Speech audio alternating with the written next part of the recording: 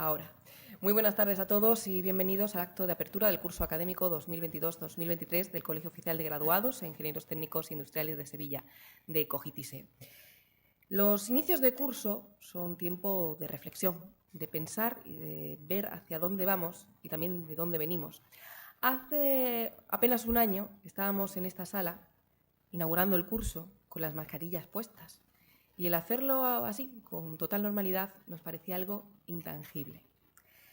Y es que en estos caprichos del tiempo, los proyectos que ahora parecen remotos y lejanos, de repente se convierten en realidad. Es algo más cercano de lo que podemos pensar. Y eso ocurre precisamente con la implantación del hidrógeno verde. Además, en esta rueda de hacer el futuro presente, los ingenieros técnicos industriales tienen un papel fundamental. Y es que yo creo que son ellos quienes la hacen girar. Comenzamos un nuevo curso, una nueva ocasión de seguir formándonos como profesionales para hacer que el mañana se convierta en hoy.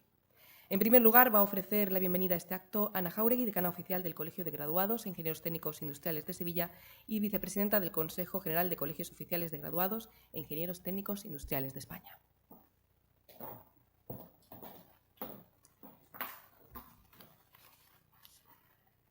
Pues muy bien. Buenas tardes a todos y bienvenidos.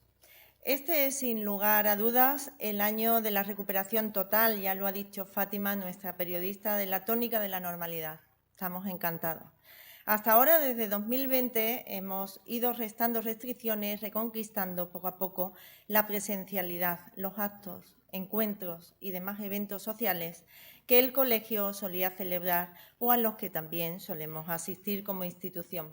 Pero hoy podemos decir que inauguramos un curso de los de antes. Y no sabéis cuánto me enorgullece saber que las formaciones presenciales, las salidas culturales de nuestro colegio, de nuestro colectivo y también, por supuesto, la vida normal de cada uno de vosotros, se han retomado gracias, entre otros trabajos, y tengo que decirlo, al de los ingenieros, un papel esencial y relevante para la vuelta a la normalidad. Y ahora es momento de ocuparnos de otros asuntos urgentes que también precisan, como hace 2 años lo hizo la pandemia, de nuestra total implicación y dedicación. Hoy día urge un cambio de modelo industrial, económico y social que esté definido por un giro hacia la sostenibilidad. Nuestra profesión tiene el gran reto de rediseñar la sociedad y su industria para mitigar el cambio climático.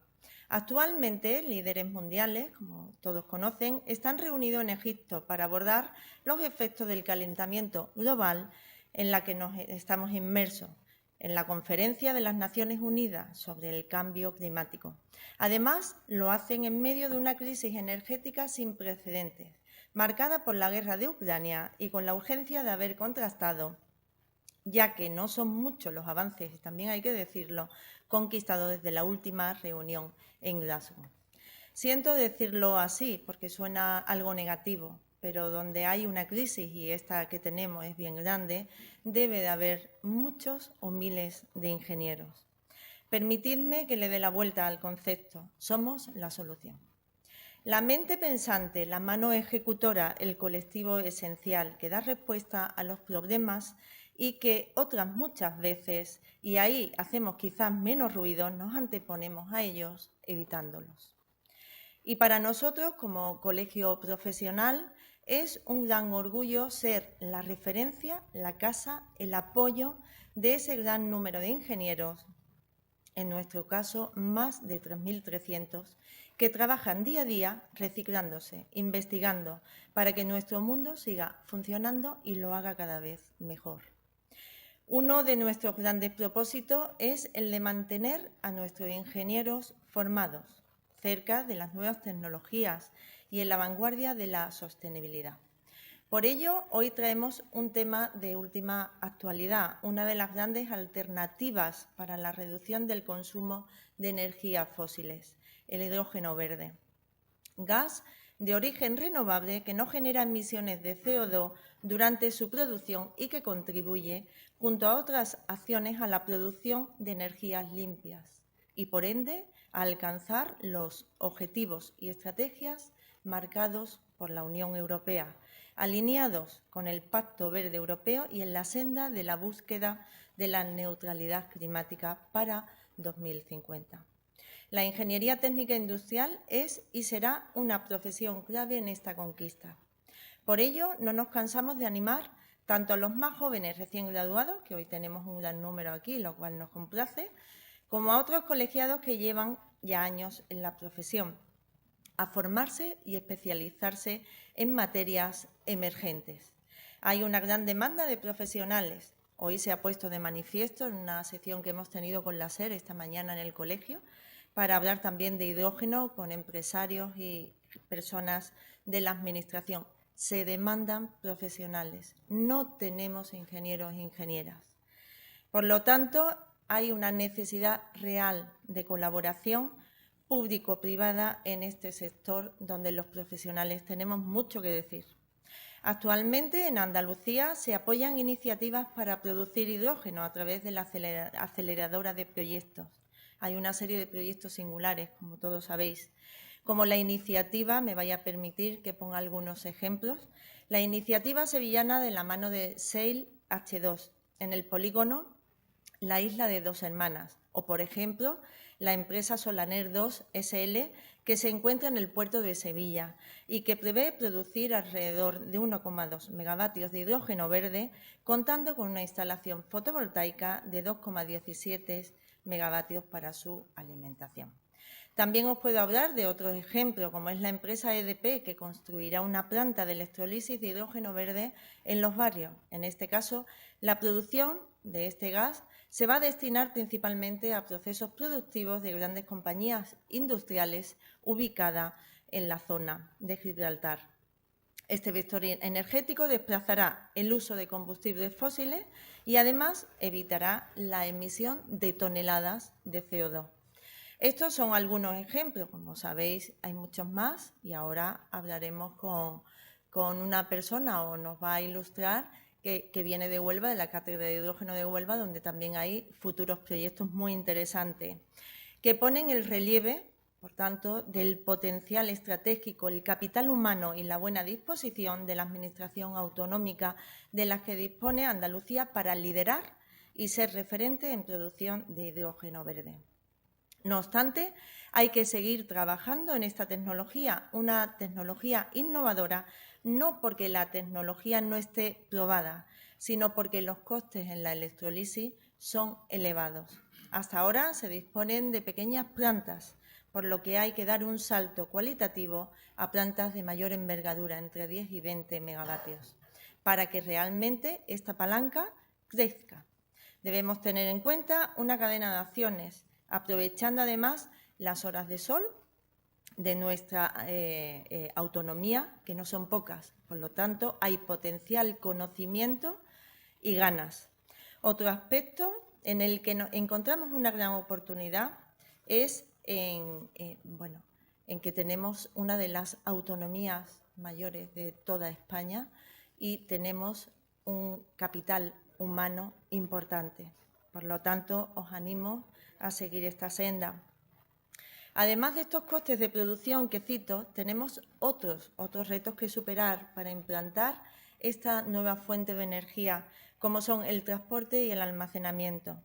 Precisamente la semana pasada se celebró en Sevilla un congreso internacional europeo, en este caso de movilidad eléctrica sostenible, al que fuimos invitados y además tuvimos el honor de encargarnos de su clausura. Y en él se trasladaban distintas visiones en relación a este vector, al hidrógeno verde, sobre todo para el transporte ligero. Había voces que no confiaban realmente en que tuviera una cabida de forma inminente, donde había otras personas, otros profesionales que decían que sí era posible. De todas formas, esto y muchas otras cosas vamos a ver hoy y se van a tratar estas cuestiones que tendrá lugar después una mesa redonda donde habrá representantes de las distintas áreas, incluida la movilidad. No obstante, voy a dar las gracias a Francisca Segura por su presencia aquí, investigadora de la Universidad de Huelva, a quien agradezco inmensamente su presencia y generosidad, habiendo venido hoy desde su provincia a compartir su conocimiento en sostenibilidad con nosotros. Sin más, esta apasionante área o tema en torno al que va a girar hoy nuestra tarde, y son tan heterogéneas y formadas las voces que nos van a acompañar posteriormente en la mesa redonda, que os doy la bienvenida y os invito a estar atentos, porque hoy aquí se van a sembrar las semillas de un futuro más limpio y más sostenible de la mano del hidrógeno verde. Muchas gracias por estar con nosotros.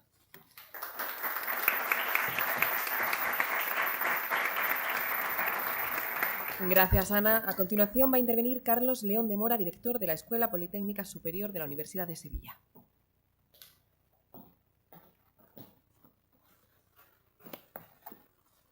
Muchas gracias, Fátima. Estimada decana del Colegio Oficial de Graduados e Ingenieros Técnicos Industriales de Sevilla, querida Ana, estimados miembros de la Junta Directiva, señoras y señores.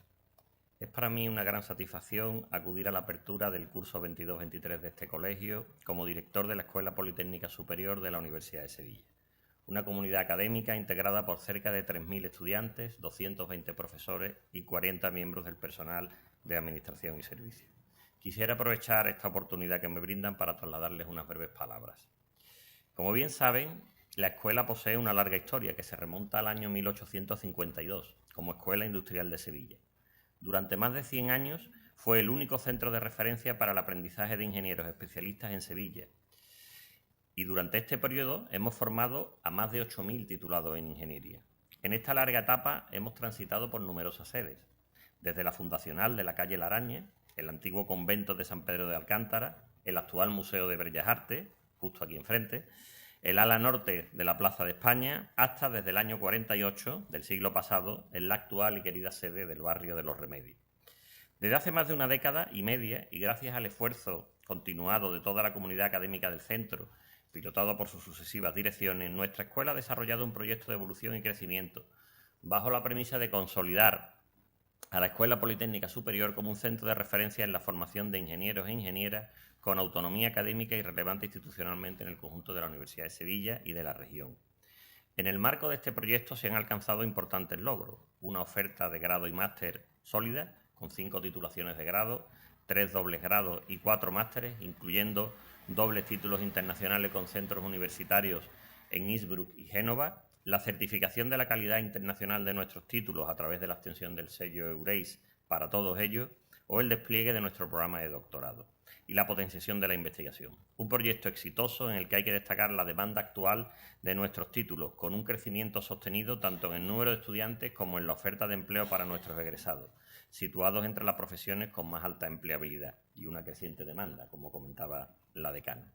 Mantenernos como centro de referencia y llevar adelante este proyecto de evolución y crecimiento sostenido será imposible sin dotarnos de unas infraestructuras adecuadas. Desde finales del siglo XX, este ha sido un anhelo permanente de la escuela. Tras numerosos avatares y distintos proyectos, la Plaza Sony después de la Expo 92 en el año 95, los Jordales en el campo de la Feria de Sevilla en el año 2005, los Bermejales en el año 2011, frustrados por distintas circunstancias, nos encontramos en curso de traslado al edificio CATEPS. Estimamos y deseamos que de forma completa para el inicio del curso 24-25, en la isla de la Cartuja, que abre nuevas e ilusionantes posibilidades para el futuro del centro.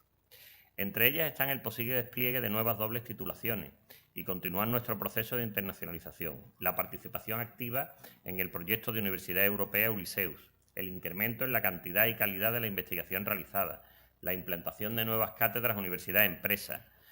Sí, les digo que ya tenemos 3 cátedras con sede en la escuela en el último año y medio. La captación de talento nacional e internacional, la potenciación de la transferencia a través de nuestra Fundación de Investigación, PRODETI. También el impulso del emprendimiento de nuestros estudiantes y el aumento de las oportunidades laborales para nuestros egresados. Todo ello en un entorno privilegiado como es la isla de la Cartuja junto a su parque tecnológico, un entorno en el que ya estamos colaborando como centro a través de proyectos como el proyecto eCity Sevilla, en el que la transición verde y las nuevas tecnologías, incluyendo la movilidad y las tecnologías sostenibles, pues forman, como se pueden imaginar, tienen un papel fundamental, con empresas como Enel o Telefónica. Asimismo, también cabe plantearse el diseño de una oferta de formación continua, adaptada a las necesidades del tejido empresarial de la región, en colaboración con el Centro de Formación Permanente de la Universidad de Sevilla y este colegio. Para ello os pido el apoyo y la colaboración del colegio, así como también de forma individual de las más de 3.000 personas colegiadas que están distribuidas por todas las empresas e instituciones públicas de la ciudad y de la región. Otro aspecto clave en el que establecer colaboración es la transferencia de tecnología y conocimiento, que ha de ser un pilar de cualquier centro de ingeniería de la rama industrial. En este sentido, resulta clave terminar de desplegar el potencial que posee nuestra escuela, que desde hace más de 100 años, como les decía antes, ha venido formando profesionales que son el alma de las empresas industriales de nuestra área de influencia. La realización de esta tarea permitirá, además, incrementar la cantidad de recursos disponibles, así como facilitar la inserción profesional de nuestros estudiantes. Asimismo, resulta clave impulsar la captación de empresas, tanto para la realización de prácticas curriculares y extracurriculares como para la participación con profesorado e investigadores de nuestro centro en el diseño y ejecución de proyectos de I+D+I en colaboración con las citadas empresas. Por último, y no menos importante, no debemos olvidar la labor de fomentar vocaciones en ingeniería, poniendo especial atención en cerrar la aún existente brecha de género en nuestros estudios, que se va cerrando pero más lentamente de lo que quisiese. Me gustaría acabar estas breves palabras, como siempre, con el agradecimiento al colegio y en particular a su decana, por su disposición a ayudar siempre a nuestra escuela, que es la suya. Desde esta dirección compartimos con vosotros el valor de la pertenencia a una familia profesional. Se abren tiempos de ilusión y seguro que seguimos contando con vuestro apoyo y complicidad para alcanzar todas las metas que nos propongamos. Buenas tardes, muchas gracias.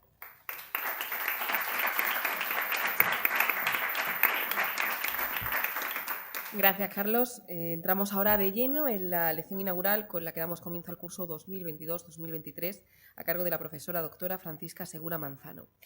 Paqui, ¿me lo permite? Paqui Segura es licenciada en Ciencias Físicas e Ingeniera Electrónica por la Universidad de Sevilla y doctora en Ingeniería por la Universidad de Huelva. Es profesora titular de la Universidad de Huelva, donde trabaja desde 2003 y desde 2021 es directora de la Cátedra Gabitel sobre el hidrógeno de la Universidad de Huelva. Coordina varios proyectos de investigación a nivel regional, nacional e internacional y sus contribuciones científicas han recibido más de 1.400 citas y 35.000 lecturas hasta la fecha. Hoy nos ofrece la lección inaugural Tecnología de hidrógeno, retos de la molécula invisible.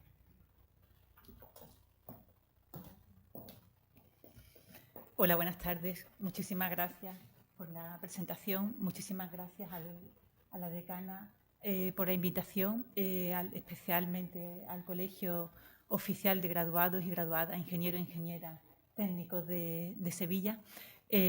Para mí es un honor estar hoy aquí haciendo la lección inaugural de este curso académico. Cuando Ramón me llamó, pues y aceptamos pues sin duda, pues a los días me dice, pásame el título de la presentación que vas a hacer. Y bueno, le estuvimos dando vuelta porque claro, cuando hablamos de hidrógeno, pues tendemos ya directamente a ponerle el adjetivo de verde. Entonces queríamos, digo, bueno, vamos a sentar un poco, el hidrógeno es invisible, luego es una molécula, ¿vale?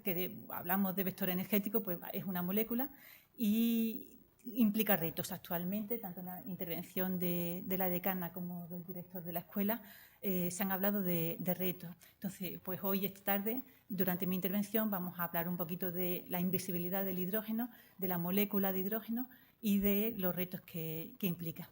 En cuanto a la invisibilidad, bueno, pues sobre la imagen que tenemos ahí al lado de invisible, aparecen una burbuja. El hidrógeno es gas, a temperatura ambiente es gas y también podemos percibir, aunque no nos demos cuenta, que el hidrógeno no se mezcla con el agua.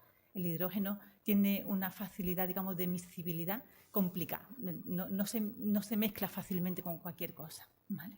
Entonces, esos son pequeños tips que iremos dando y para que vayamos viendo que eso luego condiciona las decisiones. Cuando hablamos de hidrógeno verde, ¿dónde lo encuadramos? Bueno, pues cuando hablamos de hidrógeno nos estamos refiriendo a la forma de obtener ese hidrógeno. Aquí tenemos una paleta de colores, desde el más oscuro pues hasta los más claros. Implica el rastro, la huella de carbono que obtenemos o que deriva de la producción de ese hidrógeno. Si el CO2 que se emite no se captura, cuando aparecen las siglas de CCUS, Carbon Capture, Utilization and Storage, captura utilización y almacenamiento de carbono. Entonces, hay procesos que no implican, que no llevan interno ese CCUS. Entonces, eso nos darían los tonos más oscuros, el color negro, color gris. Si en el proceso hacemos una captura de dióxido de carbono, si hablaremos del color azul o del color turquesa que aparece ahí. Es decir, partimos de una materia prima que puede ser carbón, puede ser petróleo, puede ser metano, gas natural, o si ya vamos a procesos que en su deriva no tenemos ningún tipo de dióxido de carbono, hablaríamos ya pues del color naranja o amarillo, rosa o verde. Entonces ya nos posicionamos, estamos inclusive en el logo de la sesión de hoy aparece el color verde por todas partes. Entonces el color verde se asocia a obtener hidrógeno a través de electrólisis, es decir, rompemos agua, la molécula de agua, la composición de la molécula de agua, todos lo sabemos, hidrógeno y oxígeno. En la descomposición de agua no emitimos ningún tipo de gases ni ningún tipo de residuos. Simplemente cuando rompemos agua obtenemos hidrógeno y oxígeno y a lo mejor un poco de calor que puede ser aprovechado. Entonces ya nos hemos posicionado, conocemos el por qué hablamos de hidrógeno verde, pero cuidado ahí, ¿vale? Es decir, no hay nada estandarizado, no hay nada de normativa, pero es como un devenir de los términos que se viene utilizando, pero no hay nada legislado en ese sentido. Cuando hablamos de hidrógeno verde, es un proceso que obtenemos hidrógeno a partir de la ruptura de agua mediante el suministro de electricidad. ¿Y de dónde viene esa electricidad? Pues como estamos viendo en el esquema, viene a partir de la producción de electricidad de origen renovable. Entonces, tenemos paneles solares, tenemos turbinas eólicas, nos generan electricidad. Esa electricidad va a un sistema, a una planta que se denomina electrolizador o planta de electrólisis y a partir de ahí ya obtenemos hidrógeno. Pues eso es el camino que sería el primero que tenemos sobre la imagen, que correspondería al concepto de hidrógeno verde. ¿De acuerdo? Bueno, era simplemente vamos a ir como de menos a más. Ya estamos ubicados en qué es el concepto de hidrógeno verde y a partir de ahí, ¿cuánto hidrógeno se produce actualmente y qué color tiene? Bueno, pues actualmente se producen, según datos de la IEA, es la Agencia Internacional de la Energía, y en sus informes de 2020-2021 respectivamente, que son los últimos que ha emitido, se ha producido hasta 90-94 megatoneladas de hidrógeno. ¿Qué color tiene? Bueno, pues como vemos ahí, actualmente de toda esa paleta de colores que estamos viendo, tiene un color gris oscuro casi negro. Entonces, el objetivo, llegar al verde, es decir, convertir todo ese círculo en de gris oscuro casi negro a convertirlo en verde, ¿de acuerdo? Digamos, en ese proceso de transmisión, bueno, pues una vez que tenemos el hidrógeno producido, tenemos que transportarlo y tenemos que llevarlo a un usuario final. Bueno, pues eso se denomina, todo lo conocemos dentro, digamos, de la rama de la ingeniería, la cadena de suministro. Entonces, en el caso del hidrógeno hablamos de la hydrogen supply chain, la cadena de suministro del hidrógeno. ¿Qué particularidad tiene la cadena de suministro del hidrógeno? Pues es que es muy desmultiplexada, por decirlo de alguna forma. ¿Qué queremos decir cuando es muy desmultiplexada? Pues que la materia prima puede ser muy versátil, la forma de transportar el hidrógeno también es muy versátil y la forma de usar el hidrógeno también es muy versátil. Podemos obtener hidrógeno, como ya hemos comentado, casi de cualquier materia prima. El hidrógeno en sí, en la naturaleza, por tener una referencia, en el aire el hidrógeno existe en proporciones del 10 elevado a la menos 6. Es decir, el hidrógeno en sí no ocurre como el petróleo o el carbón, que existen pozos de petróleo o minas de carbón, sino que el hidrógeno a lo sumo lo podremos encontrar en cavernas de sal, pero están muy limitadas. Luego hay que producirlo. ¿Cómo lo vamos a producir? Pues podemos producir hidrógeno, como ya hemos visto, casi de cualquier materia prima, carbón, petróleo, gas natural y agua preferiblemente. Una vez que obtenemos ese hidrógeno lo podemos transportar, como vemos aquí, casi de distintas formas. Lo podemos transportar en su fase gas a través de camiones con containers, en forma de hidrógeno mediante lo que le llamamos los LOC, los Liquid Organic Hydrogen Carrier, que son los transportadores líquidos de hidrógeno, o lo podemos transportar aprovechando las mismas tuberías, teóricamente, que sería el gas natural. Tenemos una red de gas, que es la digamos, la línea o la infraestructura de gas natural y en teoría se podría utilizar. Luego tenemos variedad en el suministro, en la materia prima, variedad a la hora de transportarlo y variedad a la hora de obtenerlo. El hidrógeno, digamos, en sí mismo se utiliza en refinería para, digamos, la descarbonización. El hidrógeno se puede utilizar en la industria farmacéutica. Seguro que todos tenemos en casa el agua oxigenada, entonces ahí clave el uso del hidrógeno. En la industria agroalimentaria, seguro que todos nos hemos comido un donut que tiene gasa hidrogenada, entonces en la industria agroalimentaria también, y dentro de la parte de agricultura como productor de amoníaco, entonces el hidrógeno se utiliza en multitud de usos. Pero dentro, digamos, de ese conjunto de usos, además de utilizarlo en sí como materia prima, lo podemos utilizar como productor de electricidad. El hidrógeno nos lo podemos llevar a un sistema que se denomina pila de combustible, que lo que hace es el proceso inverso a una planta de electrólisis. Cogemos el hidrógeno, le añadimos oxígeno y formamos electricidad y agua. Luego, a partir del hidrógeno, podemos obtener electricidad y podemos obtener inclusive calor como sistema de cogeneración. Bueno, pues entonces, como vemos, el hidrógeno como vector energético es el combustible ideal. Se puede obtener de distintas formas, se puede transmitir de distintas formas y se puede utilizar para distintos usos.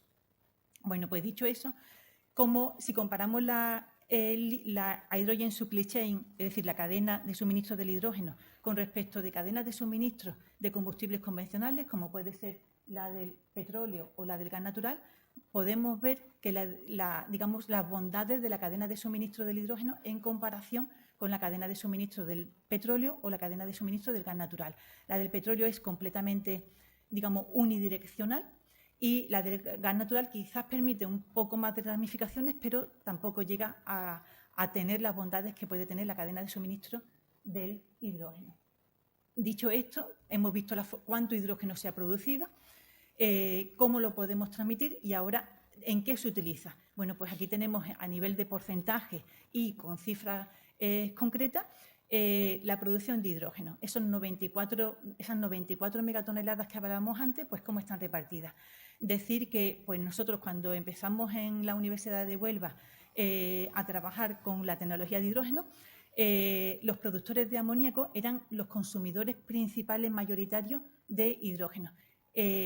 Con el devenir de los años están pasando a segundo lugar, aparece en la tabla en primero un poco para permitir, digamos, esta reseña. Siempre han venido ocupando los productores de petróleo la primera posición, pero ya pues casi desde 2000, no voy a decir 2020 porque fue un año diferente, ¿verdad?, entre paréntesis, pero 2018-2019 las refinerías empiezan a superar, es decir, han pasado las refinerías de ser productores de petróleo a ser consumidores. Ya consumen el propio hidrógeno que producen e inclusive a veces demandan o son consumidores. Y después, a partir de esos dos grandes, pues hablaríamos de uso de hidrógeno para la producción de metanol en la industria del hierro y acero.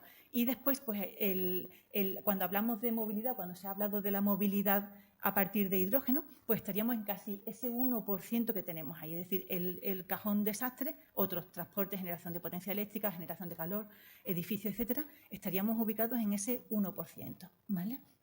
A nivel de países, pues si hablamos de que los principales consumidores son para la producción de amoníaco, refinería e industria y acero, pues a nivel de países, China es sin duda el consumidor número 1 de hidrógeno, seguida de Estados Unidos, y Europa pues ocuparía, como estamos viendo ahí, cuarto o quinto lugar, ¿vale? ¿Qué porcentaje tiene? Vale, aquí lo de valor, la presentación venía con sus valores, pero se nota que, bueno, pues, pero vamos, nos podemos hacer una idea del reparto. ¿Cuánto supone esas 94 megatoneladas de hidrógeno? ¿Cuánto suponen con respecto del total de producción de energía a nivel global? Bueno, pues como estamos viendo ahí, la contribución, es decir, la contribución energética del hidrógeno con respecto del global de la energía es inferior al 2%. Suelo poner esta transparencia para que sepamos un poco dónde estamos. Es decir, que cuando hablamos de hidrógeno parece que todo se va a mover con hidrógeno. Se moverán muchas cosas, pero que sepamos que estamos en el 2% de la contribución total de energía, ¿vale? Bueno, pues dicho esto, ya nos hemos posicionado, hemos entendido que el hidrógeno es invisible, que el hidrógeno viene acompañado de un adjetivo con una serie de colores dependiendo de la forma de producirlo, y ahora nos vamos a centrar en la molécula en sí. Es decir, el hidrógeno, cuando hablamos de hidrógeno, es hidrógeno H2, ¿vale? No es hidrógeno atómico, sino hidrógeno molecular.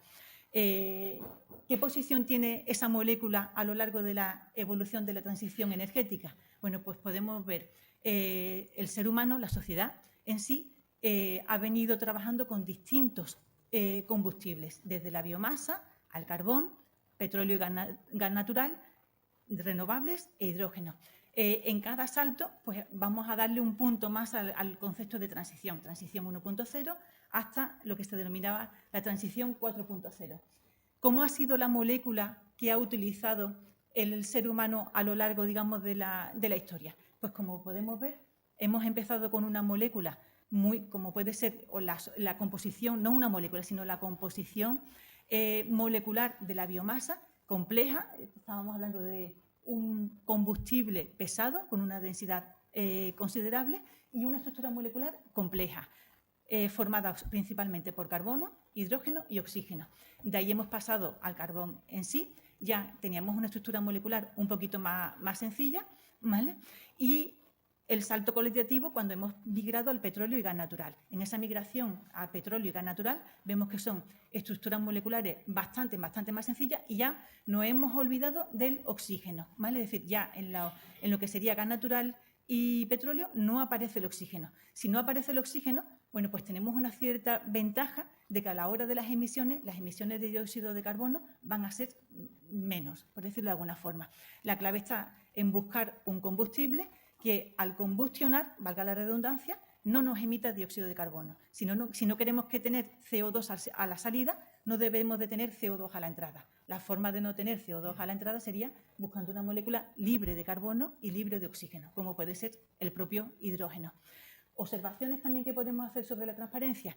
Cómo vamos exigiéndole a un combustible cada vez más ligero, mientras que cada vez somos más. Es decir, la población se ha multiplicado por 7, eso es una realidad, y la evolución de la molécula, pues cada vez se ha ido haciendo, digamos, una molécula más ligera y más sencilla, por decirlo de alguna forma.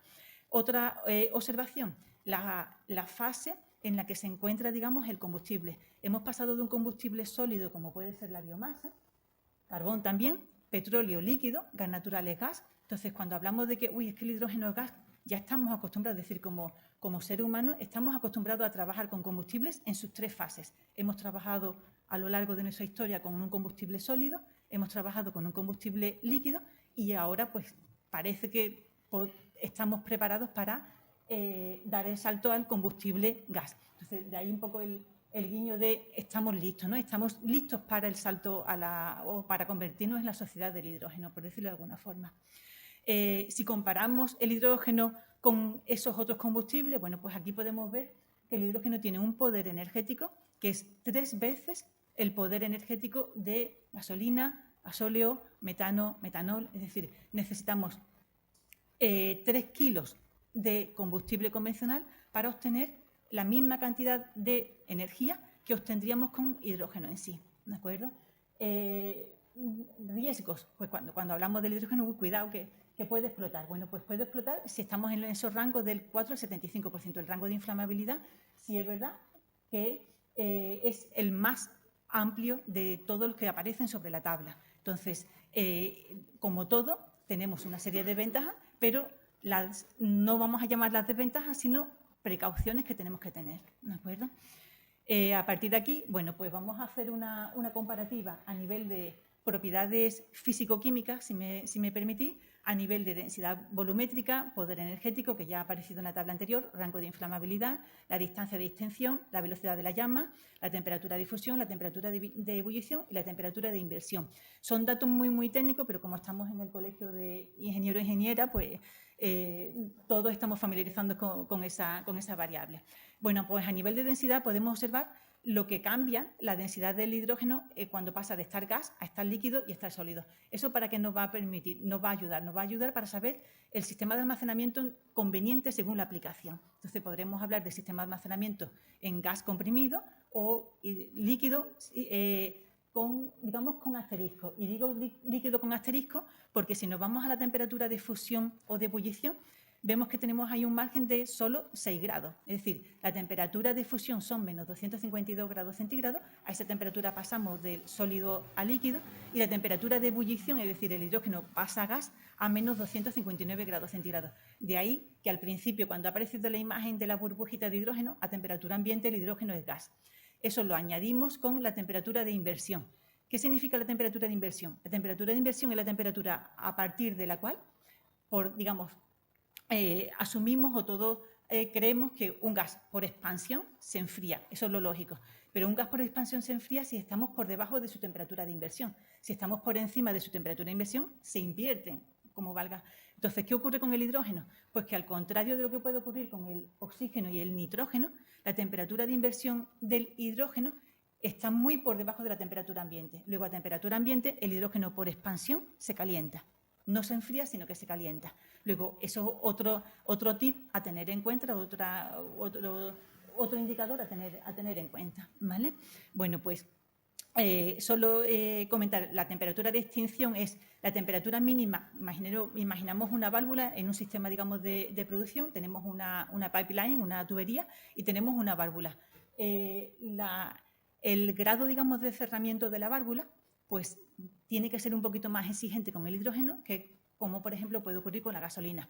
La distancia a partir de la cual podemos encontrar fugas de hidrógeno son a partir de 0,64 milímetros. Es decir, cualquier tipo de cierre, cualquier tipo de válvula, pues tenemos que ser extremadamente o especialmente cuidadosos, ¿vale? Y luego, con respecto de la velocidad de la llama, pues eso sí que es una clara ventaja. ¿Por qué es una ventaja? Pues porque, primero, como hemos visto en la transparencia anterior, el hidrógeno es la molécula de los combustibles utilizados a lo largo de la historia. El hidrógeno es la molécula más ligera. Si el hidrógeno es la molécula más ligera, cuando vaya a combustionar, cuando vaya a generarse una llama, va a ser completamente vertical. Es decir, no vamos a tener explosiones en horizontal, sino completamente verticalizadas. Y además, como es muy ligera la molécula, va a tener una velocidad, digamos, casi, pues multiplicamos por 8 casi con respecto de la gasolina. Luego se va a extinguir en menos tiempo que lo que puede ser una llama de gasolina. Aquí, bueno, pues un guiño, como en la mesa redonda que vamos a tener a continuación, pues vamos a tener una intervención de Toyota, de Nimo Gordillo, pues un guiño a un vehículo, digamos, que es una realidad. Nosotros hemos tenido la suerte de tenerlo en la Universidad de Huelva, digamos, durante una de las ponencias, y podemos ver pues que es posible moverse con un vehículo de hidrógeno. Y si lo comparamos con un vehículo 100% eléctrico, pues podemos hablar de más autonomía, menos coste en la recarga, menos tiempo en la recarga, etcétera, ¿vale? A nivel de precio, pues ya ahí sí que no entramos porque eso sí que ya se escapa de la parte nuestra. Dicho, digamos, hasta aquí, pues hemos hablado de la invisibilidad, hemos hablado de que es una molécula con sus particularidades, ¿vale? Cuando hablamos de particularidades, muchas de ellas nos permiten que sea una ventaja, entre las cuales principalmente es el poder energético del hidrógeno. Es difícil encontrar otro combustible que tenga 3 veces la energía que puede tener un combustible convencional, y ahora hablaremos de retos. Lo hemos clasificado en 5, ¿vale? El primero, el compromiso global, eso importantísimo, ¿vale? Es decir, no sirve de nada que en una zona concreta estemos haciendo mucho esfuerzo, porque el calentamiento, como decimos, es un calentamiento global, no es un calentamiento de Sevilla solo. Entonces, el calentamiento del planeta es global, y la concienciación de hacer algo por el cambio climático, porque detrás de todo esto es la concienciación de hacer algo por el cambio climático, tiene que ser global. Pues aquí tenemos, sacado del documento de perspectiva, digamos, de energía de la Agencia Internacional de la Energía, tenemos cómo estamos. Podemos presumir como europeos de que somos los que tenemos más legislado, los que tenemos más propuestas a nivel, digamos, de documentación y lo que tenemos más como comprometido, ¿vale? Luego, pues tenemos los otros extremos, como puede ser China o la India, pero son motivos obvios, como todos podemos entender. Segundo reto, bueno, pues el segundo reto es tener claro que el hidrógeno es pilar clave, pero no es solo o no es la única pieza de puzzle. Eso lo tenemos que tener, es decir, no pretendamos pedirle al hidrógeno que sea el salvador de, es una pieza más en el puzzle. Y aquí el puzzle lo podemos ver. Tenemos carbón, tenemos petróleo, tenemos gas natural, tenemos renovable, tenemos electricidad, tenemos hidrógeno, pero el hidrógeno es una pieza más en el puzzle. La previsión de crecimiento de demanda de hidrógeno, pues la previsión de crecimiento de demanda de hidrógeno en la próxima década se multiplica por 2 y en los próximos, digamos, después de 2030, se volvería a multiplicar. Es decir, se prevé un factor de crecimiento superior al 2,3, 2,5 respectivamente. Tercer reto, estrategias nacionales. Una vez que está legislado a nivel, digamos, de continente, pues las estrategias nacionales. Aquí pues nos hemos puesto a nosotros, ¿verdad? Y nuestros dos vecinos de al lado, Portugal y Francia. Hemos añadido ahí Japón, no es vecino nuestro, ¿verdad? Pero sí es un país muy proactivo. De hecho, fue, digamos, sede o cuna del primer fabricante que puso el primer vehículo de hidrógeno, como puede ser el Toyota. Entonces, podemos hacer comparaciones a nivel de, pues, España, a nivel de población, a nivel de espacio físico, de España con Francia, pues podemos ver que objetivos, implantar electrólisis, descarbonizar, es decir, el uso del hidrógeno para industria, la descarbonización del hidrógeno. Los FCLDV son los vehículos ligeros de pila de combustible, de fuel cell, y los HD son los vehículos pesados, es decir, vehículos ligeros tipo turismo y vehículos pesados tipo camión. Es decir, el tema de la movilidad no solo va en buscar llegar a tener vehículos ligeros de hidrógeno, sino que también el sector transporte pesado es otro de los retos.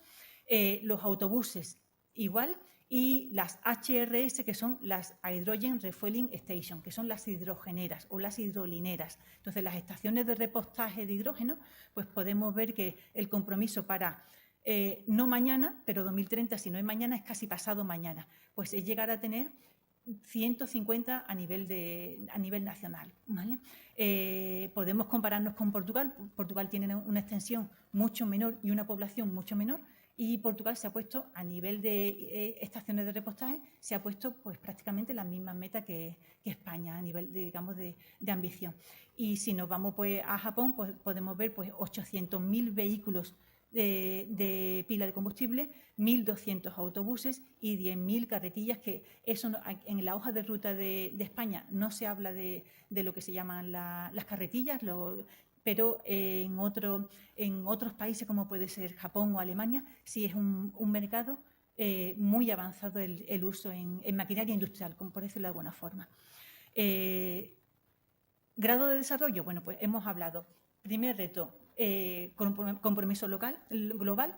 El segundo y tercer reto, las estrategias nacionales. Y el cuarto reto es cómo es el grado de desarrollo tecnológico que tenemos en esa cadena de producción o esa cadena de suministro. En la cadena de suministro del hidrógeno hemos hablado de producción, almacenamiento y uso del hidrógeno.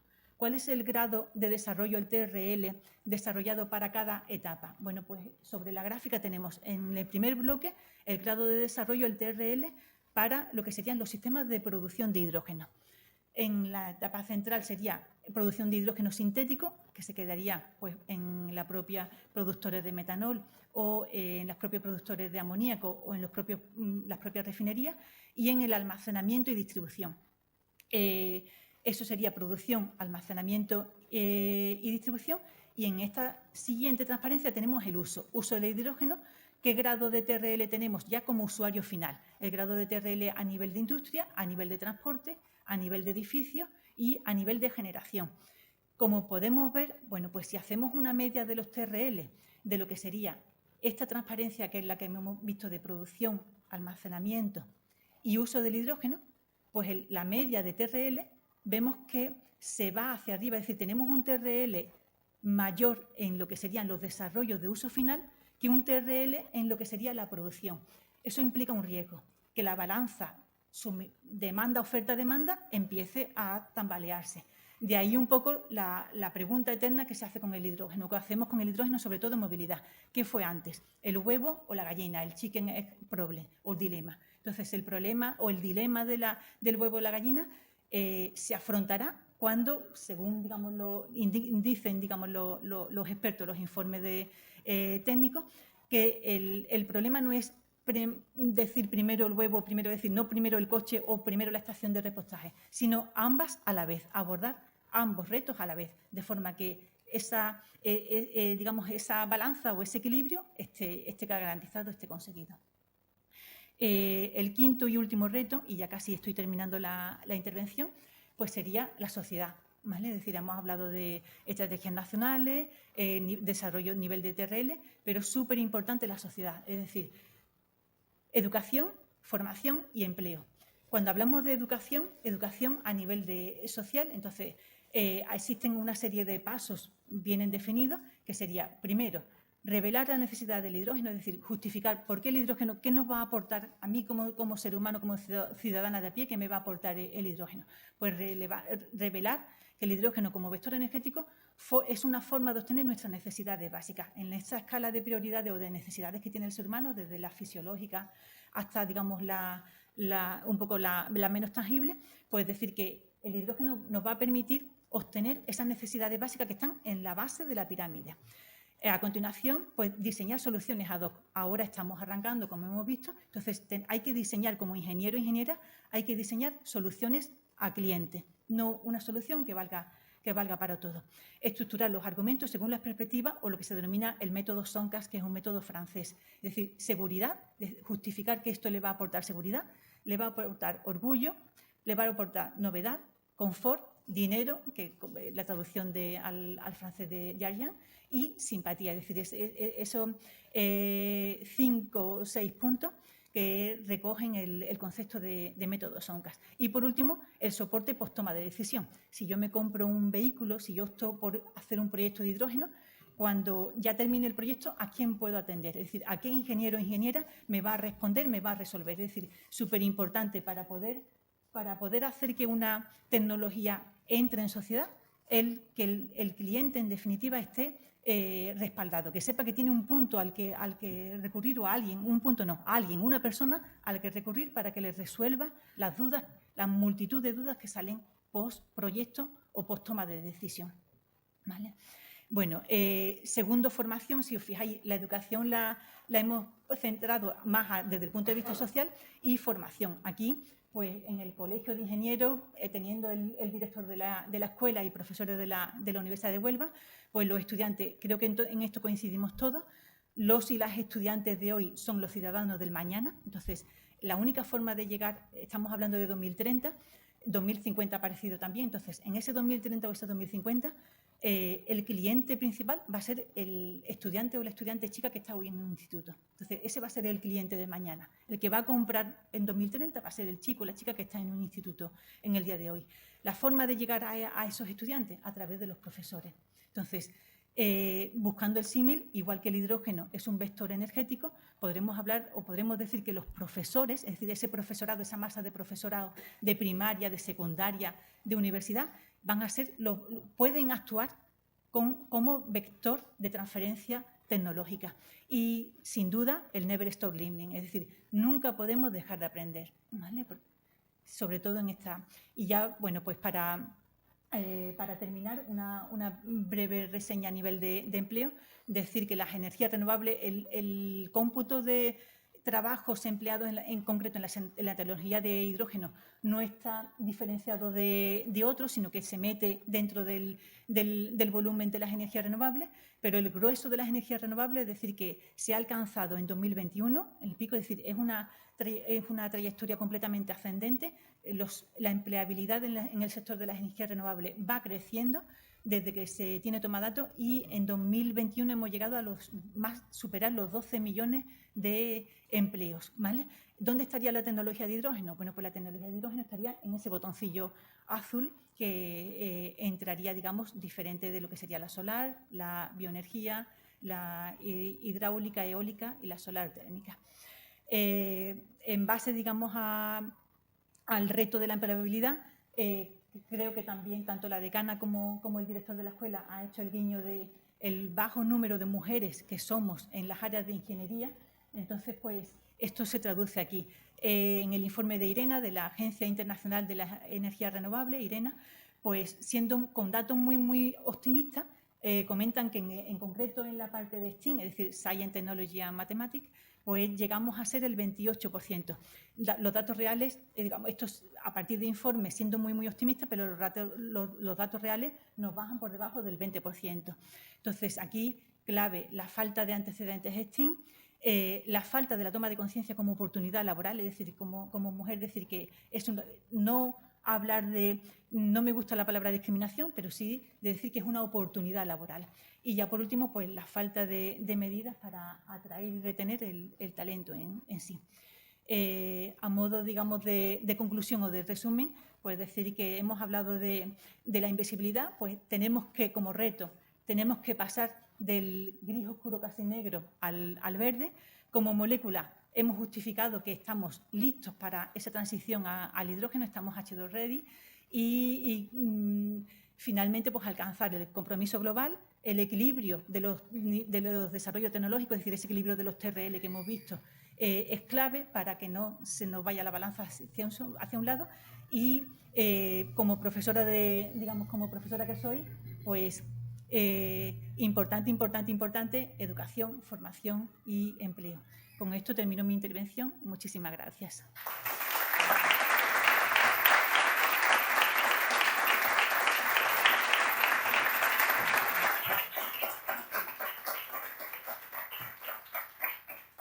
Muchísimas gracias, Paqui. Ahora vamos a hablar la mesa redonda y voy a pedir a los intervinientes del estrado que bajen y suban los ponentes, por favor.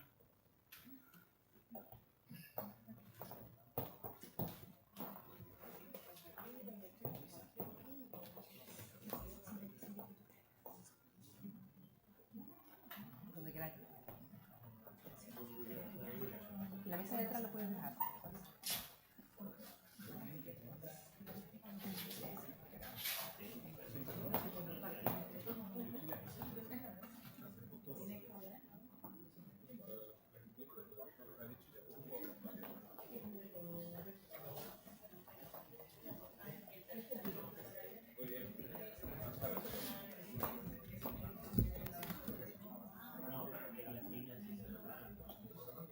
Pues mientras toman asiento nuestros ponentes, les voy a comentar cuáles son sus currículums, que son bien amplios. Francisco Javier Ramírez García, perdón, es ingeniero técnico industrial por la Escuela Politécnica Superior de Jaén y actualmente cursa el grado de Ingeniería Eléctrica de la UNED. Posee una amplia formación en diseño industrial y en automatización y procesos de fabricación, así como el título de auditor senior de sistemas de gestión de calidad. Su trayectoria profesional se ha desarrollado siempre en el ámbito de la empresa privada, para la que ha diseñado distintas funciones en compañías del sector del plástico, la madera o el acero. En su última actividad como responsable de proyectos ha colaborado con empresas de ingeniería y fabricación, tanto nacionales como internacionales, de sectores estratégicos como la generación y distribución de energía, automoción, industria naval o las energías renovables. Además, ha impartido cursos de formación de producto y estrategia competitiva a nivel internacional. En el ámbito de la gestión pública destacan sus puestos de director general de Industria, Energía y Minas de la entonces Consejería de Hacienda, Industria y Energía y director general de Energía de la Consejería de Hacienda y Financiación Europea, cargo que ocupaba antes de su nombramiento como director gerente de la Agencia Andaluza de la Energía. Nos acompaña también José Manuel Andújar Márquez, que es ingeniero técnico industrial con el número 1 de su promoción, licenciado en Ciencias con premio extraordinario al mejor expediente académico, doctor ingeniero industrial por la Universidad de Huelva con sobresaliente cum laude, catedrático de Universidad de Ingeniería de Sistemas y Automática. Posee más de 450 publicaciones entre revistas, libros, capítulos de libros y patentes. Es el investigador español con más publicaciones en el ámbito de las tecnologías de hidrógeno y ha sido evaluado por la Universidad de Stanford en el percentil 98 de los mejores investigadores del mundo en el ámbito de la energía. Es presidente del Comité Español de Automática y coordinador de la Plataforma Tecnológica Española del Hidrógeno y las Pilas de Combustible. Y ha sido durante 21 años director del Departamento de Ingeniería Electrónica, Sistemas Informáticos y Automática y director de numerosos programas de doctorado y posgrado. Actualmente es director del Máster Universitario en Sistemas Aéreos pilotados de forma remota y del Centro de Investigación en Tecnología, Energía y Sostenibilidad de la Universidad de Huelva. A lo largo de su vida profesional ha recibido 32 premios y distinciones académicas. Está también con nosotros Fernando Isorna Llerena, que es licenciado en Química Industrial por la Universidad de Sevilla y doctor por la Universidad de Huelva por el programa de doctorado en Ingeniería de Control, Sistemas Electrónicos e Informática Industrial. Comenzó su andadura profesional en Air Liquide como responsable de su división científica en Andalucía Occidental y Extremadura. Ha trabajado en la Agencia Espacial Europea en el Laboratorio de Ensayos de Pilas de Combustibles Espaciales.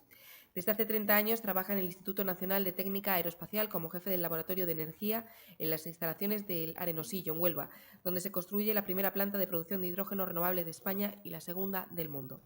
Durante este tiempo ha participado en numerosos proyectos financiados tanto por la Unión Europea en diferentes programas como en proyectos nacionales y también autonómicos. Ha participado en varios contratos y proyectos financiados por empresas y organismos públicos, todos relacionados con la tecnología del hidrógeno y las pilas de combustible. Desde abril de 2015 viene desarrollando labores de coordinación y operación de lanzamiento de cohetes en el Centro Espacial de la Guayana. Es socio fundador de la empresa Sail 2 SL, especializada en el desarrollo de plantas de producción de hidrógeno a partir de energías renovables, estando en marcha la construcción de varias de estas plantas, así como de la primera hidrogenera de uso público en Andalucía. Es profesor del máster de la Universidad de Huelva, Sistemas Aéreos pilotados de forma remota, en las asignaturas de Fuentes de Potencia de Alta Autonomía basadas en energías renovables y energía y propulsión. También está con nosotros Joaquín Meseguer Martínez, que es licenciado en Ciencias Económicas y Empresariales y cuenta con más de 30 años de experiencia en el sector del automóvil de Andalucía. Actualmente es el director general del Grupo Nimo, con concesionarios de Toyota y Lexus en las provincias de Cádiz, Sevilla y Huelva. Pues a los cuatro, muchas gracias por acompañarnos esta tarde y vamos a meternos en faena. Mi idea es que os interrumpáis, que toméis la palabra y que tengamos una tertulia tranquila y dinámica a la vez, y en un ámbito muy tranquilo y muy cercano, que estamos en familia. Si les parece, voy a empezar con la primera pregunta y os la voy a lanzar a los cuatro, ¿vale? Y quiero saber, haciendo una comparativa con los combustibles fósiles, aunque ya lo he contado para aquí, ¿qué se puede y qué no se puede hacer con las tecnologías de hidrógeno renovable? Bueno, pues si te parece, empiezo yo. Me parece para abrir perfecto. un poco las pitas del gas, nunca mejor dicho. Todo lo que se puede hacer con gas natural y con petróleo se puede hacer con hidrógeno. Por tanto, podemos empezar por ahí. Absolutamente todo. Absolutamente todo. O sea, puede cubrir completamente todas las necesidades que tenemos en este momento de energía que estamos cubriendo con combustibles fósiles. Absolutamente todas. No podía estar más de acuerdo con mi querido director de doctorado. Perdón, ¿se le escucha bien ¿Se a...? escucha? ¿No se le escucha? Bueno, puedo hablar más fuerte, ¿eh? Un poco de micrófono y ya está. Nos vamos compartiendo. No, decía que no podía estar más de acuerdo, puesto que el hidrógeno, como vector energético que es, pues satisface pues, todas las necesidades energéticas en todas sus variables, ya sean térmicas, eléctricas, movilidad, industrial, etcétera, etcétera. Entonces, pues, en ese sentido estamos absolutamente de acuerdo, como no podía ser de otra forma. Estamos hablando de todo, pero inicialmente, ¿para qué se va a usar? Por poner algunas pautas. Bueno, a ver, según pienso, obviamente puedo estar equivocado, el primer uso que se le va a dar de forma inmediata va a ser industrial. De hecho, las grandes plantas que se están contemplando poner en marcha en Andalucía, fundamentalmente en la zona de Huelva y la zona de San Roque, porque digamos es donde están los dos polos petroquímicos, y por centrarme en Andalucía, ¿verdad? Porque creo que el entorno merece que nos centremos en Andalucía, aunque podríamos hablar de otras zonas en España, no tantas, quizás Tarragona, poco más, Puerto Llano, la zona de Musqui, de Petronor en el País Vasco, etcétera. Bueno, el aprovechamiento industrial, digamos, quizás sea la primera forma de utilizar hidrógeno, como ya se ha comentado tantas veces, verde, ¿no? Hay una gran apuesta por el sector de fertilizantes. Los fertilizantes consumen mucho hidrógeno. y las empresas están muy interesadas en ponerle, digamos, la etiqueta al fertilizante de verde. Entonces, va a haber ahí, digamos, un gran uso. Otro gran uso va a ser en lo que se da en denominar el amoníaco verde. El amoníaco es un gas maravilloso, absolutamente maravilloso, se puede utilizar como combustible, es la mejor, desde mi punto de vista, forma de producir frío también. Es un magnífico gas para generar frío, de hecho fue el primero que se utilizó a finales del siglo XIX para construir las primeras máquinas de frío, y pienso que será el primer uso. Eso irá un poco complementado con lo que es la utilización en movilidad ligera, complementada con los vehículos que se mueven solo con electricidad almacenada a baterías, digamos, cubriendo el rango de autonomía diferente que tendrán ambos tipos de vehículos. Luego después vendrá la movilidad pesada, y ya pues entraríamos en el tema de trenes, aviones, barcos, etcétera. Aquí es ¿Se importante... pueden dar plazos? ¿Podemos hablar de fechas? Sí, puedo dar plazos sin problemas. A ver, puedo dar plazos que preveo. Evidentemente yo no soy un adivino. Sí es verdad que es una cuestión, digamos, de hasta dónde se puede llegar con la electrificación y hasta dónde no se puede llegar. Es decir, todo no se puede electrificar. Siempre que todo se pueda electrificar, pues evidentemente habrá un complemento fundamental con el tema de renovables. Es decir, si la red eléctrica cada vez va teniendo más cantidad de renovables, pues evidentemente ahí habrá una capacidad enorme para todo lo que se pueda electrificar. Por favor, te ruego que me cortes porque como me pongo a hablar, el resto de la mesa... Te dejo terminar esta y ya ahora ya te voy cortando. Claro, le voy a dar pocas oportunidades. Pero claro, hay un tema importante. Por ejemplo, en el tema de producción de electricidad, no podemos dejar en manos de las renovables la generación de electricidad en un país, porque las renovables son intermitentes. Por tanto, tenemos que tener centrales de respuesta inmediata. Las nucleares no generan CO2, generan otro tipo de contaminación, yo creo que muy reducida desde mi punto de vista, pero sí podemos hacer, por ejemplo, ciclos combinados de hidrógeno. Y lo que estamos ahora haciendo con gas natural lo podemos hacer con hidrógeno, con lo cual podemos tener centrales de respuesta inmediata a base de hidrógeno que por tanto no generarían CO2. Consecuentemente podemos tener una red eléctrica completamente descarbonizada, utilizando fotovoltaica, utilizando eólica, estoy hablando del mercado español, y luego teniendo centrales de respuesta rápida que serían nucleares y centrales de ciclo combinado que estarían propulsadas, digamos, alimentadas por hidrógeno en vez de por gas natural como las tenemos en este momento. Por supuesto, nos olvidamos de las térmicas y de las, me refiero a fuel pesado o carbón. ¿Cuándo llegaría eso? Eso puede llegar en el momento que se quiera. A ver. ¿Y por qué no lo tenemos ya? Quiero decir, a ver, que se quiera, quiero decir. Como ya se ha comentado esta tarde aquí, la tecnología está disponible. Lo que hace falta es una apuesta política y es una apuesta... Vale. Pues perfecto, perfecto. Yo puedo rebatir que la tecnología está disponible y se puede llevar a cabo, pero evidentemente hacen falta decisiones que no las puede tomar el sector privado, sino que tiene que estar, digamos, acompañado por decisiones que tome el sector público y fundamentalmente los políticos. Pues vamos a hablar con los políticos y con el sector privado también. Bueno, ¿Se le escucha? Esperamos aparte, buenas tardes. Lo primero, muchísimas gracias al Colegio de Graduados de Ingenieros Técnicos por invitar a la Agencia Andaluza dentro de ese marco de colaboración que tenemos. Perdón, Francisco. Tenéis que pasar el micro porque no sabemos qué pasa al otro lado. Hola. ¿Ahora sí? Ya? Pero yo tengo una voz potente. Yo casi No, pero tenemos un micrófono. Vale, por el streaming, ¿no? De acuerdo. No, lo voy a decir muy clarito. Decía que primero que buenas tardes, por agradecer al Colegio de Graduados y de Ingenieros Técnicos Industriales de la invitación a la Agencia Andaluza de Energía. Es el quinto evento en el que colaboramos dentro de ese acuerdo de colaboración que tenemos con ellos, así que muchísimas gracias. Y antes de contestar, respetuosa y muy humildemente, porque estando rodeado de expertos yo tengo que estar muy seguro de lo que voy a decir para decirlo, decirle a la profesora que es el cuarto evento en el que participo y al menos hoy veo bastante más mujeres que en otras ocasiones, o sea que algo estaremos haciendo bien, ¿de acuerdo? Porque la primera vez no había ninguna, la segunda vez me parece que solo rosa, en fin, vamos avanzando.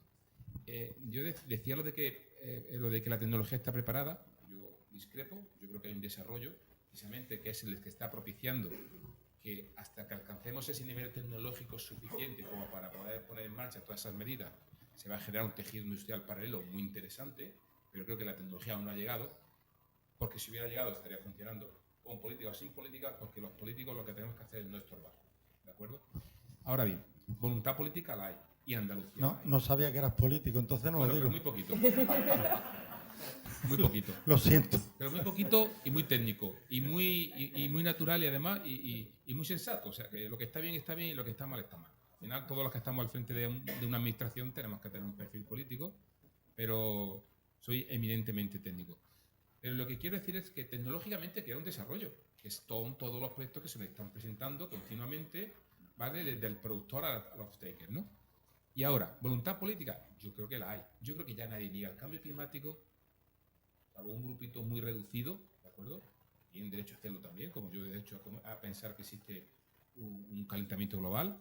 Y sí que creo que es voluntad de todos, porque así nos lo ha demostrado la pandemia, así nos lo ha demostrado la actual crisis del gas ruso, ¿no? Que tenemos que caminar hacia un sistema en el que, por ejemplo, Andalucía, como decía esta mañana, tiene el privilegio de contar con más horas de sol que nadie de Europa y con mucho viento, ¿no? Lo que nos posiciona como una región que puede ser líder. O sea, ¿quién se va a negar a ser líder de algo?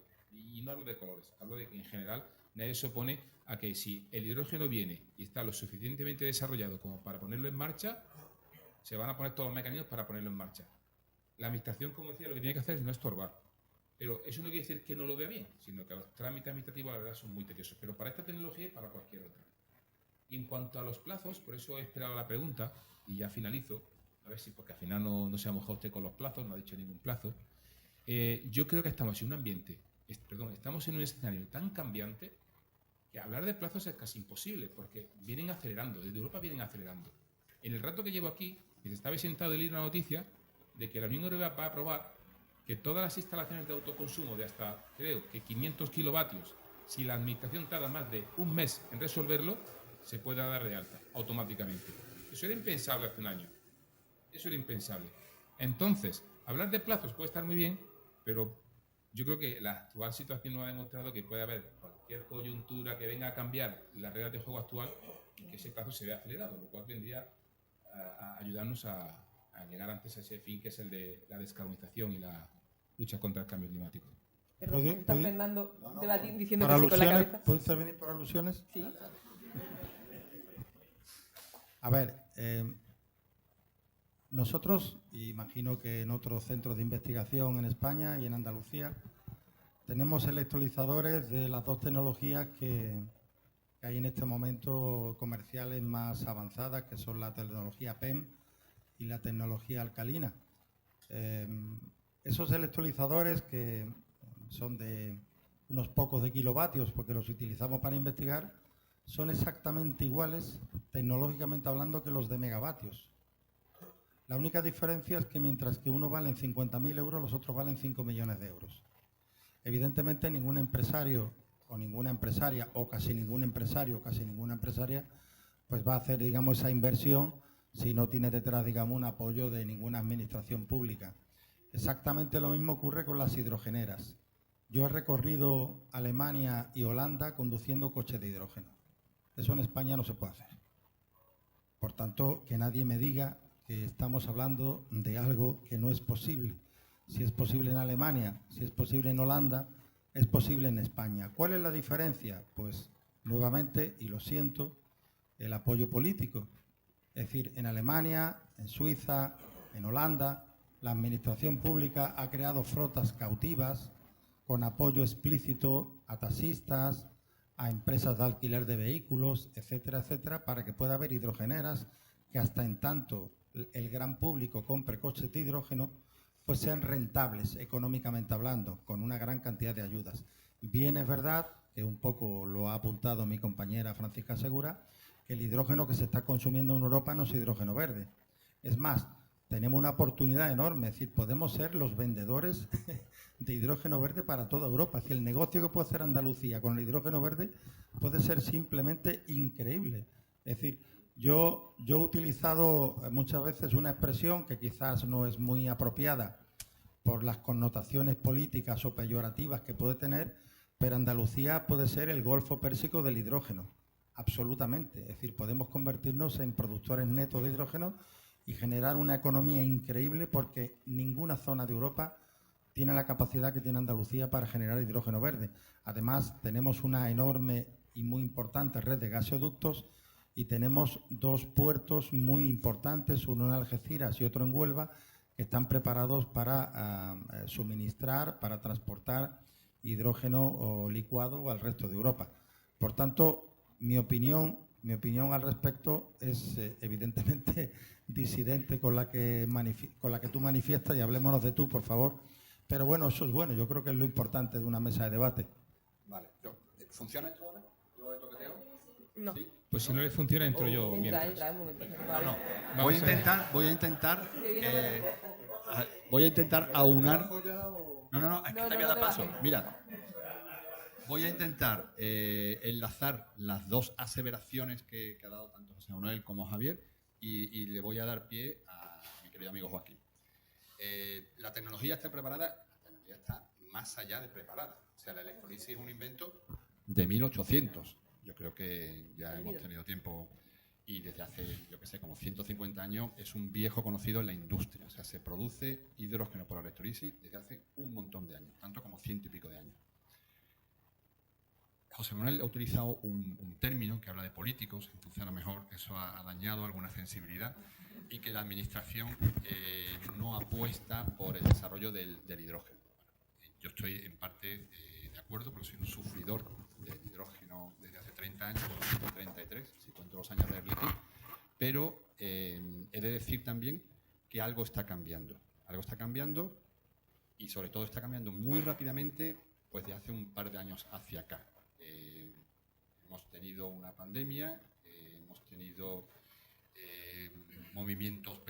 tenemos movimientos bélicos en Europa. Lo que ha hecho es que se ponga encima de la mesa una gran cantidad de dinero por parte de Europa, que tramita tanto el gobierno español como las comunidades, según sea el tipo de programa al que vayamos. Nos hemos quedado sin gas natural por arriba, nos estamos quedando sin gas natural por abajo, y aquí no voy a hablar de política. Pero sí es cierto que se están empezando a apoyar ciertas iniciativas. Yo puedo hablar de las iniciativas que mi empresa está desarrollando. Pues estoy instalando una planta de producción de hidrógeno en una empresa de fertilizantes en Granada. Luego algo está entrando. Estamos construyendo la primera hidrogenera de uso público de España, y aquí matizo porque el tema de la primera, aquí todo el mundo es el primero, pero hace ya 15, 20 años hemos tenido hidrogeneras en Madrid, en Barcelona, etcétera, etcétera.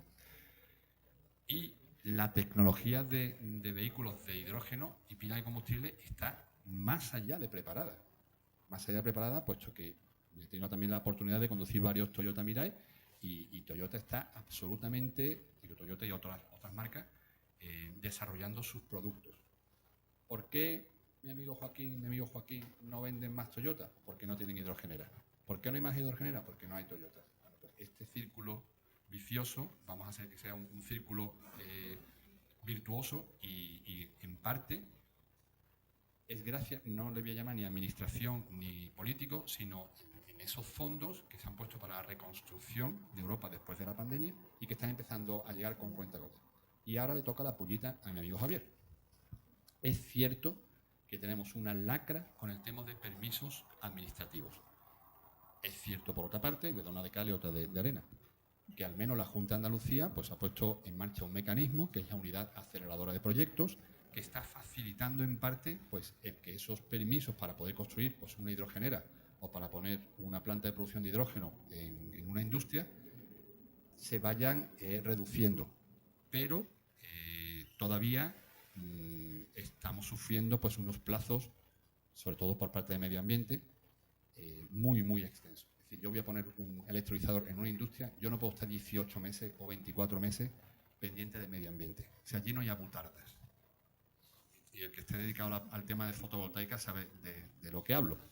Entonces, si lo voy a poner en un páramo en medio de Extremadura, pues sí, hagamos un estudio de avifauna.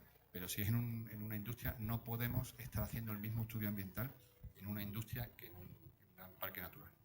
Ya me callo. Gracias, Fernando. Joaquín, te toca estrenarte.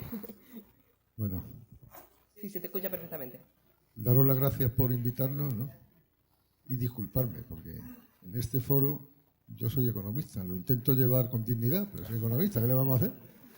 Y a los economistas nos gustan los números, no damos ni una, pero nos gustan los números. Contestando un poco a tu pregunta de qué plazos estamos hablando, y para el sector de automoción, sobre un parque mundial que hoy está en torno a 1.500 millones de vehículos, la previsión de Toyota es que en el 2030 haya de 10 a 15 millones de vehículos turismos de pila de combustible y unos 500.000 camiones. Va un poco más allá y dice que la progresión empezará a ser mucho más importante a partir de ese momento, ¿no?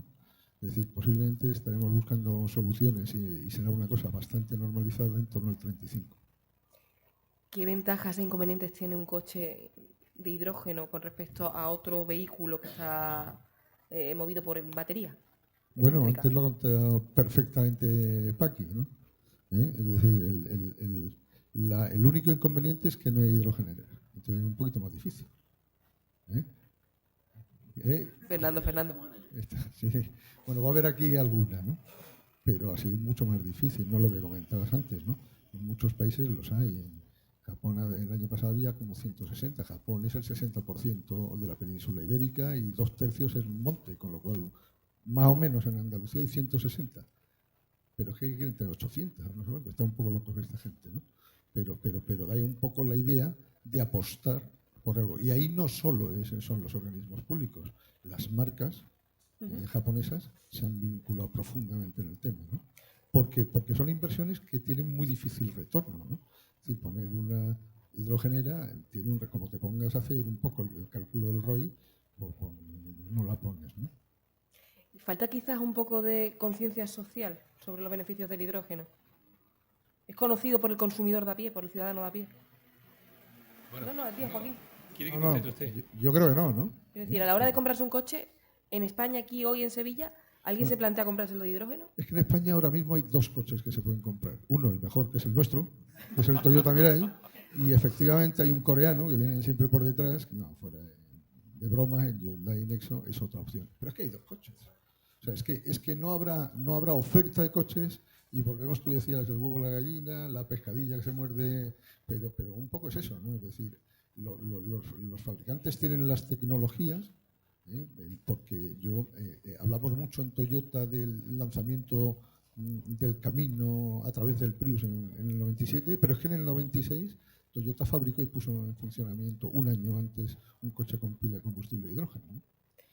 ¿Por qué avanzó en un territorio y no en el otro? Porque en el avance del hidrógeno no había posibilidad en ese momento y sí iniciar el camino de la electrificación, ¿no? Y aquí entra en juego la crisis que estamos viviendo ahora mismo. Sí. No te suena, ¿no? En los vehículos no hay... Bueno, estamos todavía un 40% por debajo del 2019 a nivel de mercado, ¿no? Y con muchos más componentes. No hace falta que hablemos de las batallas de Ucrania o el señorito este de Corea del Norte que tira cohetes por encima de Japón, que cualquier día nos puede dar otro disgusto. La situación que tenemos a nivel de todas las macros, ¿no? La situación no es la mejor. A eso le unimos todo el tema de microchips, el resto de componentes. Bueno, esto es una tormenta casi perfecta, ¿no? No, a mí me gustaría reconducir un poco la pregunta anterior. Tal vez no está muy acertado en mi respuesta. La tecnología existe, claro. La electrolisis es algo milenario. En una visita que hice al INTA, aquí con Fernando Isona, me enseñaba libros norteamericanos en los que ya se hablaba del hidrógeno, casi ya se hablaba del hidrógeno verde. O sea, lo que quiero decir es que la tecnología existe, porque la química existe, la física existe hace muchos años. Lo que no existe es el desarrollo industrial para ponerlo en marcha. Y yo voy a poner un ejemplo muy sencillo. Hay 2 fabricantes de electrolizadores en Andalucía. Uno en Huelva y otro en Sevilla, que no llegan a 500 kilovatios. Por tanto, falta un desarrollo tecnológico, está clarísimo, ¿no? A eso me quería referir. O sea, está claro que existe un desarrollo que se está acelerando porque ellos mismos ven que si llegan a 1 megavatio o a 2 megavatios van a tener más negocio. Ese desarrollo implica diseño, investigación, esa es la palanca de la que siempre hablamos. Pero no está. Y luego, y esto yo creo que es muy importante, ¿no? En la vida yo creo que si estamos esperando a que algo funcione con la ayuda de la política y con el incentivo, mal vamos.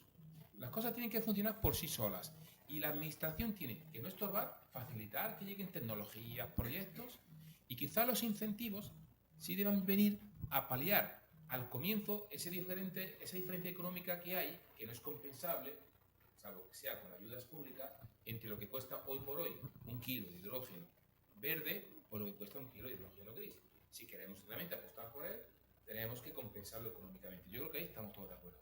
Lo que decía de Holanda, Alemania, bueno, son otros países con otra idiosincrasia, pero la semana pasada estábamos clausurando un congreso de movilidad eléctrica donde se decía claramente que el futuro es la electrificación del automóvil y que el hidrógeno era su sector, el sector de la electrificación, ¿no? Pues el hidrógeno no iba a existir para al menos los vehículos domésticos. Quiero decir, que también luego, dependiendo de cada sector, como administración, ¿con quién me posiciono yo?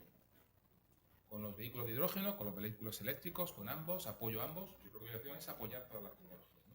Pero que existe una voluntad, existe. Que no es fácil, seguro que no. Que en países como Holanda y Alemania hay vehículos de hidrógeno, muchos, pero hay muchos más eléctricos y muchos más puntos de recarga. Y por finalizar, y esto sí que lo tengo muy claro, la administración lo que sí tiene que hacer es, lo que decía ya el Egg-Chicken, vamos a ver, para que haya más vehículos de hidrógeno, la gente tiene que saber y tener ese confort que uno tiene de que si se compra un vehículo de hidrógeno va a tener una hidrogenera. Ahí no tiene que trabajar la administración. Hay que llenar el paisaje de hidrogeneras para que la gente se atreva a comprarse un coche de hidrógeno o un coche eléctrico. Entonces, entre esa duda de que es antes el huevo o la gallina, ¿no? Que no hay más coches de hidrógeno, lo que es Fernando, porque no más hidrogenera y no más hidrogenera porque no hay demanda, pues la administración a lo mejor sí tiene que poner las condiciones para que se facilite, ¿no? Pues danos los permisos que tengo 18 meses para terminar. Bueno, sí, sin entrar en polémica, porque evidentemente la administración es necesaria y es quien toma las decisiones y evidentemente pues es quien organiza la sociedad a nivel económico y a todo tipo de niveles. Sí es importante y me gustaría, y evidentemente esto son opiniones personales, claro que se puede estar o no de acuerdo. Yo no me siento constreñido por mis opiniones porque no me debo a ninguna administración. Afortunadamente estoy en la universidad, que también es una administración, pero bueno, supuestamente existe una cosa que se llama la libertad de cátedra, donde se pueden dar opiniones libres y personales. Yo, tal como veo esto, es que a los ciudadanos, no la administración, sino el marketing de las empresas nos están tomando el pelo. Están promocionando de forma absoluta el coche eléctrico. Un simple cálculo, que no lo voy a hacer aquí, de que a la mitad de los habitantes de Huelva se le ocurriera comprarse un coche eléctrico, y Huelva es la 6ª o la 5ª parte de Sevilla, necesitaríamos aproximadamente 100 gigavatios en la red eléctrica de baja tensión. O sea, eso es absolutamente imposible. O sea, van a llevar al colapso a la red eléctrica de baja tensión porque nadie va a cambiar la red eléctrica de baja tensión, como no sea la administración. Ya os garantizo que ninguna empresa se va a dedicar a poner transformadores nuevos en las ciudades en lo que es baja tensión y lo que es transporte y lo que es distribución. O sea, entonces, esto ahora mismo es tirar la pelota hacia adelante. Ahora es muy simpático, es gracioso, ¿verdad? Porque hay 4 coches eléctricos y te vas a la puerta del ayuntamiento, a la puerta de la ciudad, al Carrefour, cargas el coche, es una cosa simpática, ¿verdad? Pero cuando tú vivas en un piso donde haya 40 vecinos y 20 tengan un coche eléctrico y lo quieran cargar por la noche, simplemente no. O sea, el ciudadano, la ciudadana, no puede adaptar su vida al coche. El coche es una herramienta para su vida. No podemos llevarnos 4 horas de brazos cruzados en un puesto de recarga esperando que el coche eléctrico se cargue. Y no todo se puede electrificar. Si quisiéramos movernos con un camión eléctrico para hacer transporte de mercancías, no voy a decir ya refrigeradas, porque eso ya sería una aberración, sino simplemente mercancías a Europa, pues habría que llevar 2 remolques, el remolque de las baterías y el remolque de las mercancías. De hecho, se está planteando la posibilidad de adaptar motores de combustión interna para que funcionen con hidrógeno y se puede hacer. Simplemente no es tan simple, hay que tocar un poco lo que tiene que ver con la estanqueidad de los cilindros y lo que es, digamos, la inyección electrónica de los vehículos, porque ya, como ha avanzado Paqui, el hidrógeno es mucho más ligero,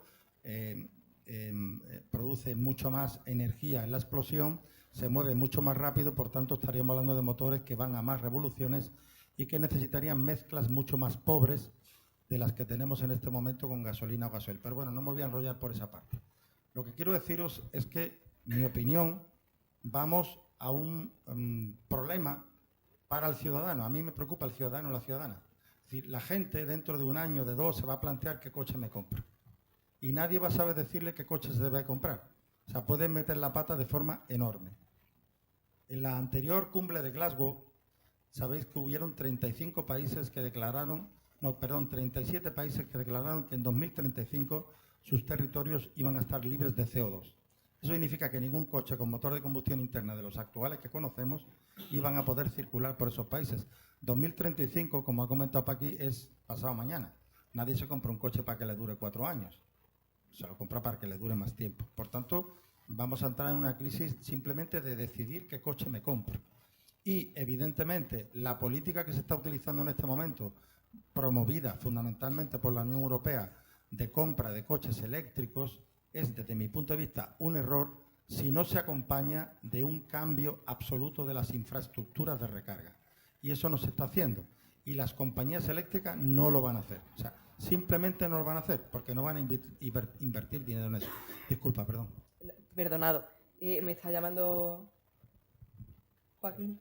No, hablando del hidrógeno líquido, que el motor de inyección, eso puede ser una solución muy importante, porque también tenemos que pensar que en el sector hay muchos millones de personas que están trabajando y que se quedarían sin empleo en el momento que pasemos exclusivamente, por ejemplo, a una solución tipo eléctrica, ¿no? Es más, en el 2017 empezó a trabajar Toyota y en el año pasado está compitiendo con un Corolla Sport. Efectivamente, es un 3 cilindros, 1600 turbo, en unas condiciones, pero que se está defendiendo bastante bien, ¿no? Y que está compitiendo a pleno rendimiento, y la vía que tú estabas comentando de motores, pues una vía también súper interesante, porque tendría un impacto positivo en muchos ámbitos sociales. De hecho, el mes pasado tuvimos la oportunidad, Paqui y yo, de estar en el cuartel general de Toyota Motors en Europa, que está en Bruselas, y ahí vimos la nueva gama de motores y de vehículos que Toyota ofrecía. Y la apuesta de Toyota en el ámbito de los pesados, no de los ligeros, eran motores de combustión interna movidos por hidrógeno. Manuel, Javier, por favor. A ver, empezamos a estar de acuerdo. Vamos yo bien. lo dije, o sea, lo dije, ¿no? Vamos a ver, el 60 o 70% de los vehículos duermen en la calle. Ese coche tiene que, teóricamente, cargarse por la noche y la red no está preparada para eso. Pero me lo estás poniendo fácil, compañero de mesa, en el sentido de que era un congreso en el que estaba todo el sector de la automoción, estaban todos los fabricantes de vehículos eléctricos, instaladores de puntos de recarga, y ellos argumentan que en todo el derecho al mundo de hacerlo porque hay que confiar en el vehículo eléctrico, en cómo las recargas van a ser ya mega rápidas, de 10 minutos, de 5 minutos, a 2 años vista. Pero es tan respetuosa su opinión como la del que opina que eso no va a llegar a ningún sitio y que va a ser de hidrógeno. Y cuando digo que me lo estabas poniendo fácil, y me has pedido que te tutee, yo como administración, ¿a quién tengo que apoyar de los dos? A los dos, ¿no? Claro. En teoría. Porque yo puedo tener mi opinión personal, pero el sector de la automoción, que es inmenso y que genera una cantidad de puestos de trabajo enorme, ha decidido, no entiendo debido a qué, ni lo quiero saber, ha decidido cambiar al sector, a la movilidad eléctrica. La fábrica de Sevilla, ya sabéis que se va a convertir en una fábrica de cajas de cambios eléctricas. Todas las marcas están empezando a sacar más y más modelos eléctricos y adaptando sus fábricas. Yo de lo que sí soy muy... Donde nos vamos a encontrar siempre es en el sentido común, en hacer las cosas con sentido común. Porque como bien anunciaba él, hay muchísima gente comiendo del sector de la automoción. No podemos hacer barbaridades. ¿De acuerdo? Lo que hagamos con sentido común. Sin que perdamos la cabeza, aunque seamos defensores del cambio climático. Mejor dicho, de la lucha contra el cambio climático. Lo que decía también, yo creo que estoy de acuerdo. Que no demonicemos ningún tipo de tecnología. Tengamos ahí aunque sea de rescate. No, tampoco pasa nada. Joaquín. Un poco lo que tú estabas diciendo, aquí no se trata que al final, al cabo del tiempo, haya una tecnología vencedora, seguramente habrá un mix, ¿no?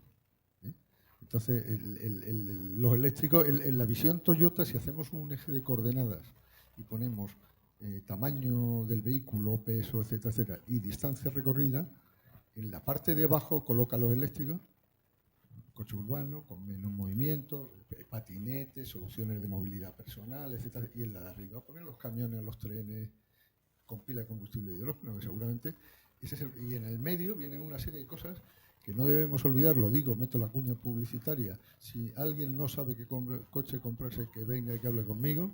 Porque no, hombre, porque ahí están los híbridos en medio, y esto es un proceso y no es de un día para otro.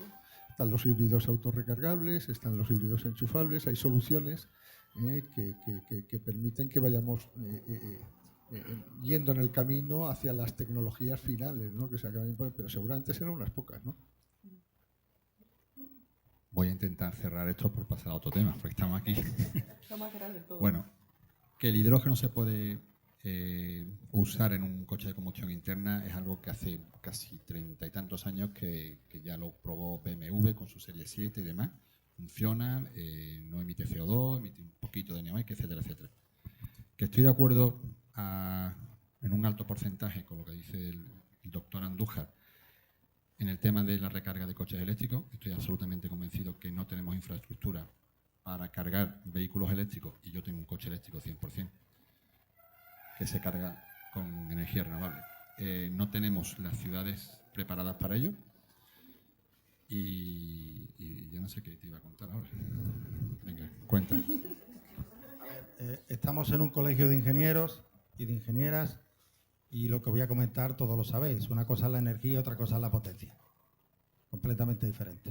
Es decir, yo puedo cargar un coche en 16 horas, estamos hablando de energía, pero esto de que yo cargo el coche en 1 hora o en 15 minutos con 150 kilovatios, ¿de dónde? ¿Dónde están los 150 kilovatios? No están en ningún lado.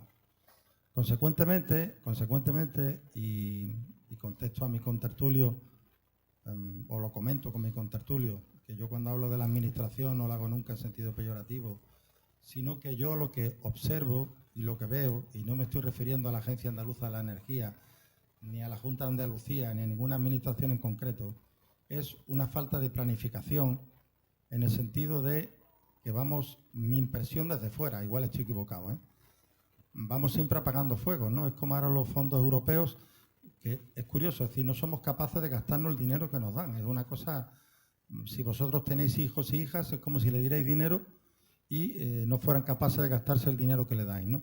Es mi opinión desde fuera. Entonces yo lo que veo es que no se ha planificado, o al menos yo no tengo esa información de forma adecuada, es decir, qué estructura de movilidad necesitaríamos y cuál se ajustaría mejor a nuestras necesidades, de forma que por un lado tengamos la infraestructura necesaria para que eso se pueda llevar a cabo y por otro lado le demos satisfacción al ciudadano y a la ciudadana, que yo creo que es lo que tenemos que hacer fundamentalmente, porque si no, si este cambio tecnológico y económico no se hace sin que el ciudadano y la ciudadana sufra, se va a oponer lógicamente.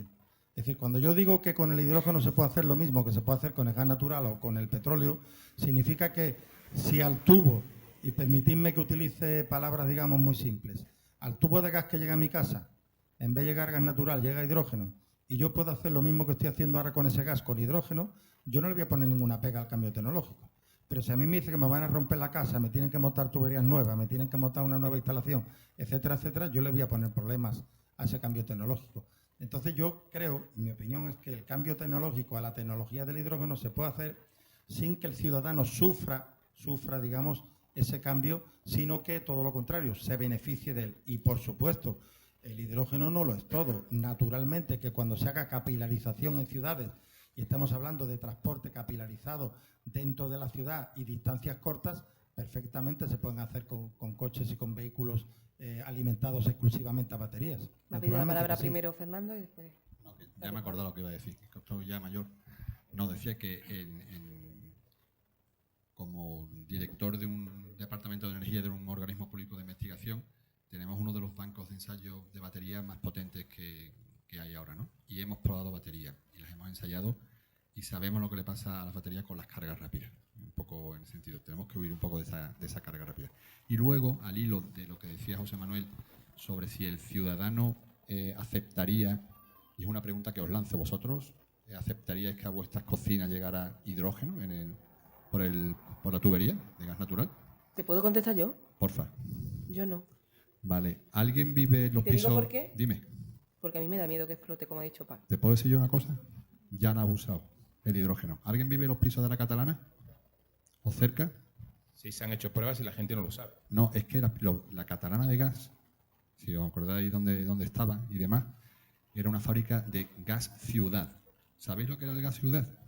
Pues un gas que estaba compuesto por el 50 y tantos % de hidrógeno, metano, CO2, CO y otras guarrerías.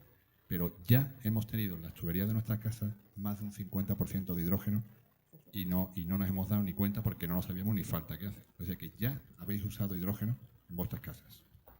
A mí, yo estoy de acuerdo, ¿eh? El hidrógeno yo no lo veo peligroso y se está utilizando, y de hecho hay un proyecto bastante pionero aquí en Sevilla, que obviamente no puedo hablar porque el promotor no lo permite, pero que ya está inyectando en la red de gas y se está consumiendo y se están haciendo pruebas, y yo sí que creo que no hay que tenerle ningún miedo. Sí, verdad que estoy totalmente de acuerdo.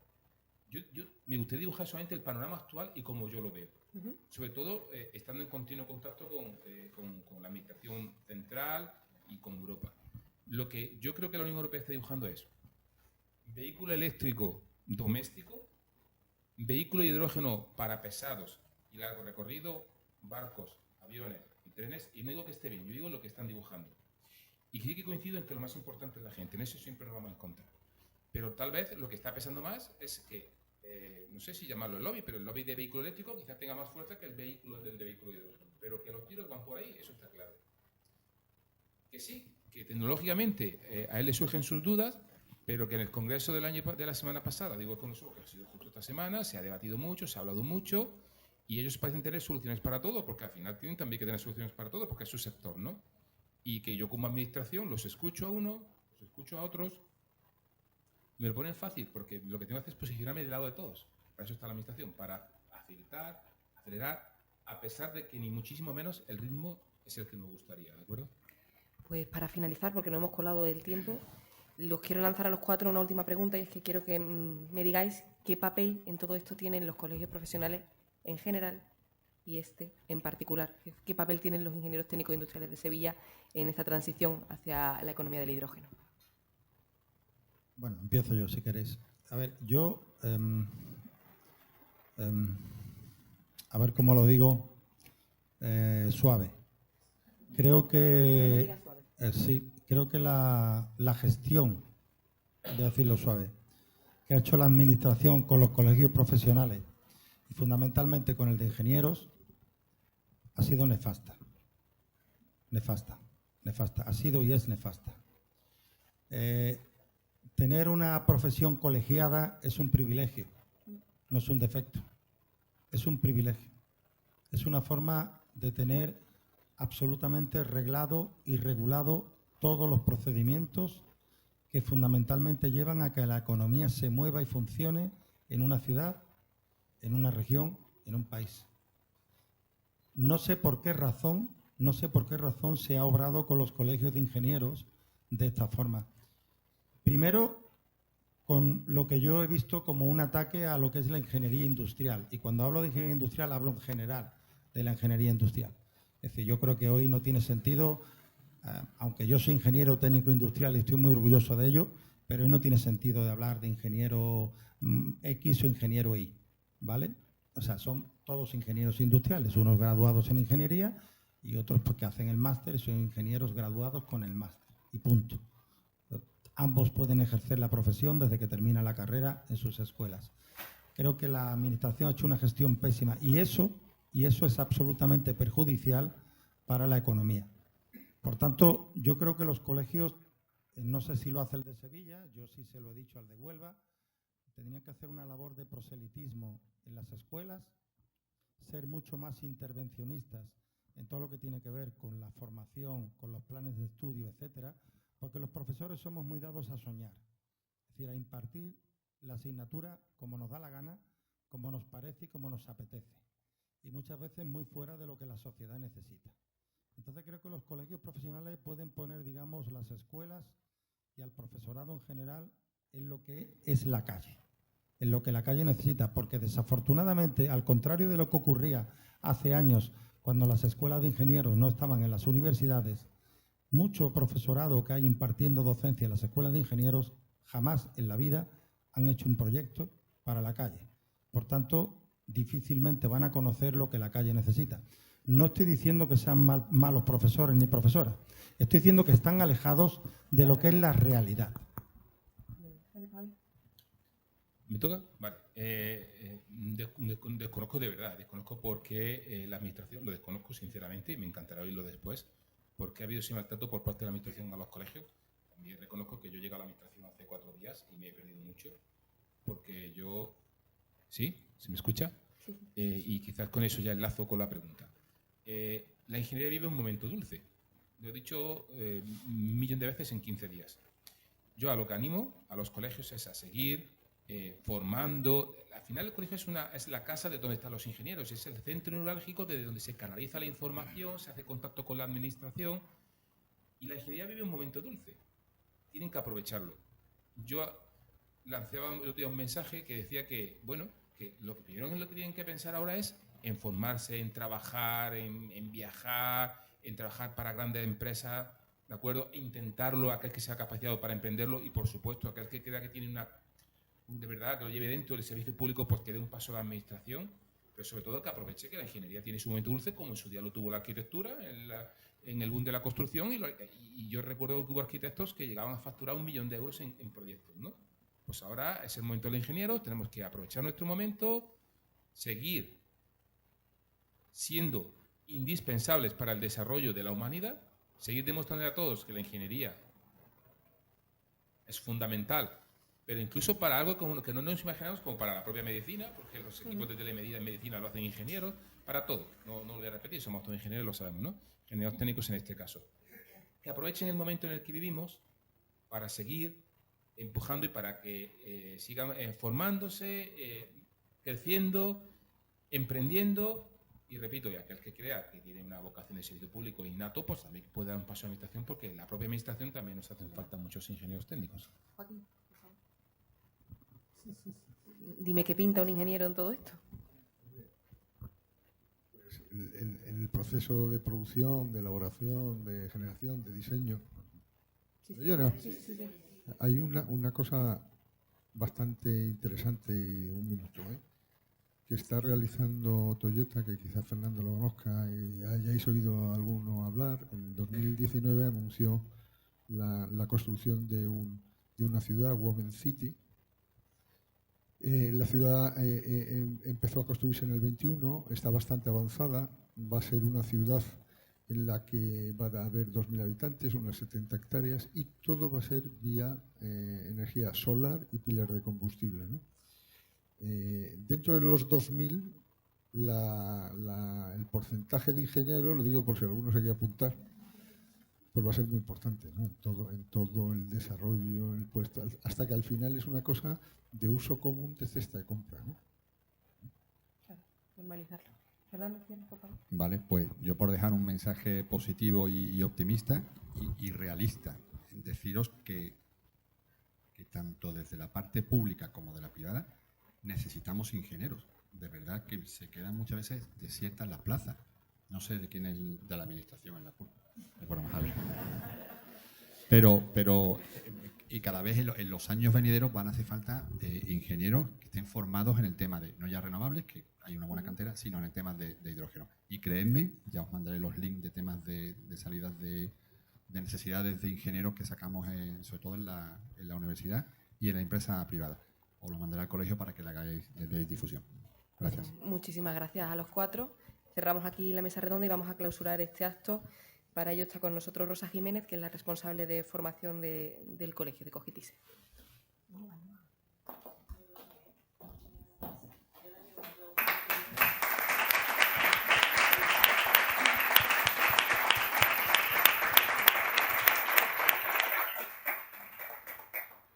Bueno, Buenas tardes a todos y a todas. En primer lugar, quiero reiterar el agradecimiento por vuestra asistencia, tanto aquí presencial como los que nos están viendo desde el streaming, a nuestro acto de apertura del curso 2022-2023 del Colegio Oficial de Graduados de Ingenieros Técnicos Industriales de Sevilla. Agradecer a doña Francisca Segura Manzano por su magnífica lección inaugural sobre el hidrógeno y por compartir su conocimiento con la ingeniería técnica industrial. Muchísimas gracias, toda una lección de sabiduría total. E igualmente, pues agradecer a los integrantes de la mesa redonda por el interesante punto de vista de cada uno y la diversidad de cada aspecto que conforman esta nueva tecnología y los retos y oportunidades que supone su aplicación en tan diversos campos como hemos estado hablando en el día de hoy. Tal y como se ha comentado a lo largo de esta tarde, desde Cogitise siempre apoyamos a nuestros profesionales para que continúen en la vanguardia de estos nuevos nichos de mercado laboral, como es el de la tecnología del hidrógeno, de la que tanto hemos hablado. Y es por ello que desde nuestra institución la formación continua siempre ha sido un tema relevante, pero últimamente más que nunca, ya que somos un referente de la ingeniería en Sevilla y debemos seguir avanzando en los temas emergentes y estratégicos con paso firme.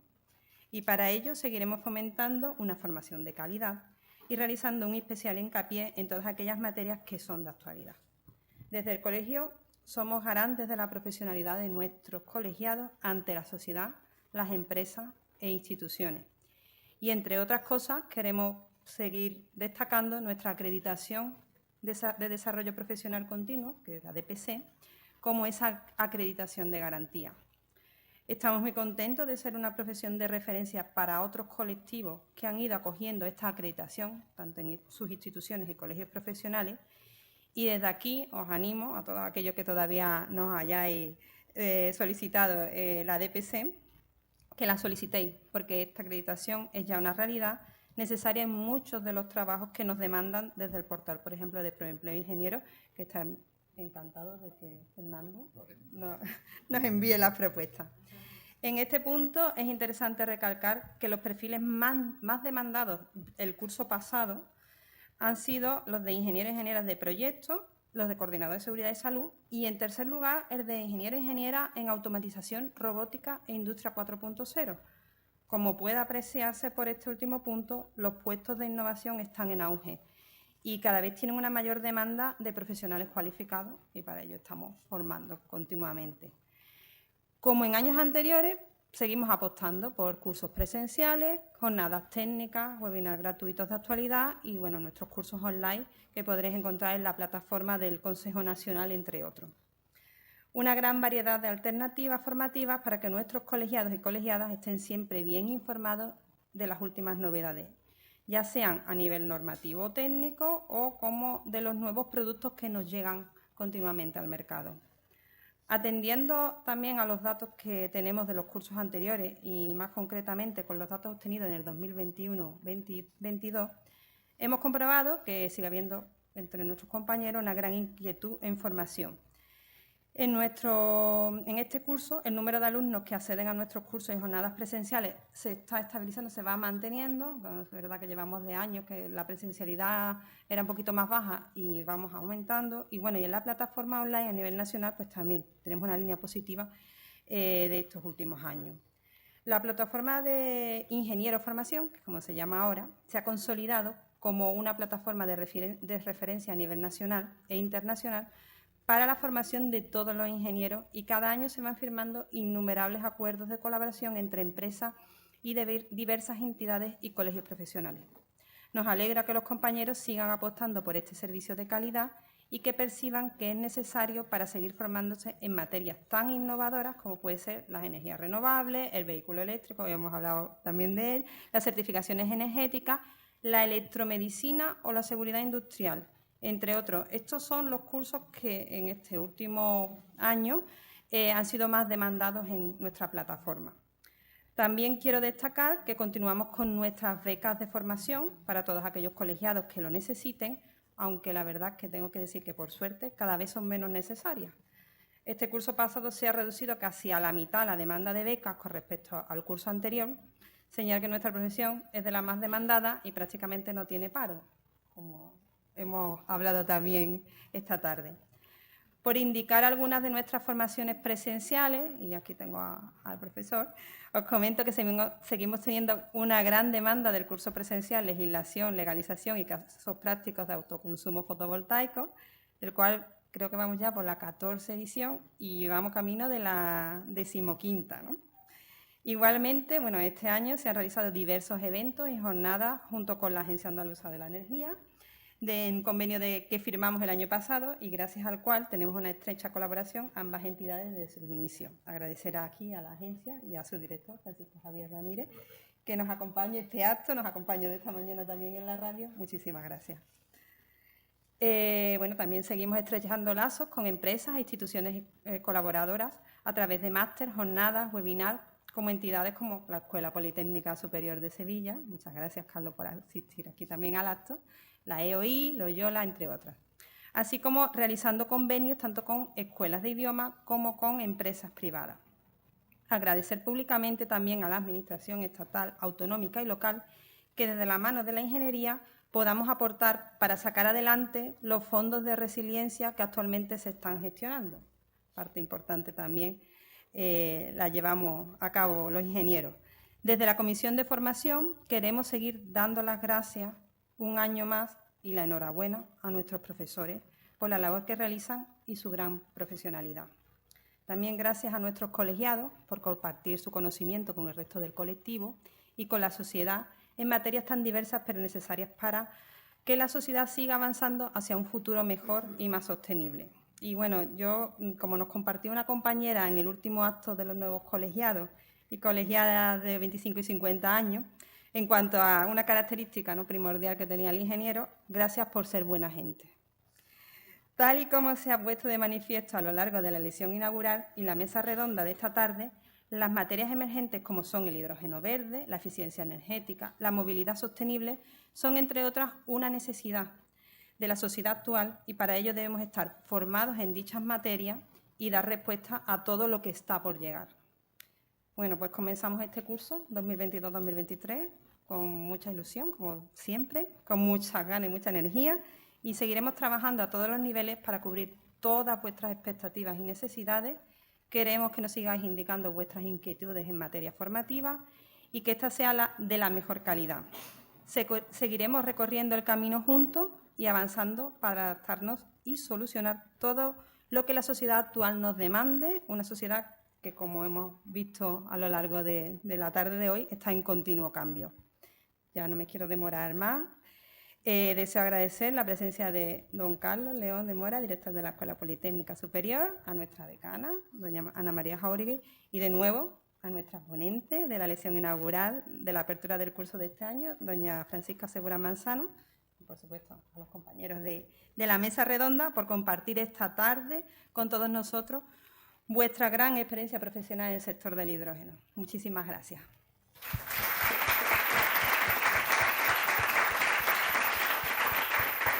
Pues con las palabras de la responsable de formación del colegio llegamos al final. Vamos a departir a continuación en un cóctel que tenemos en la planta de abajo y a todos que tengáis muy buen curso académico. Gracias y buenas tardes.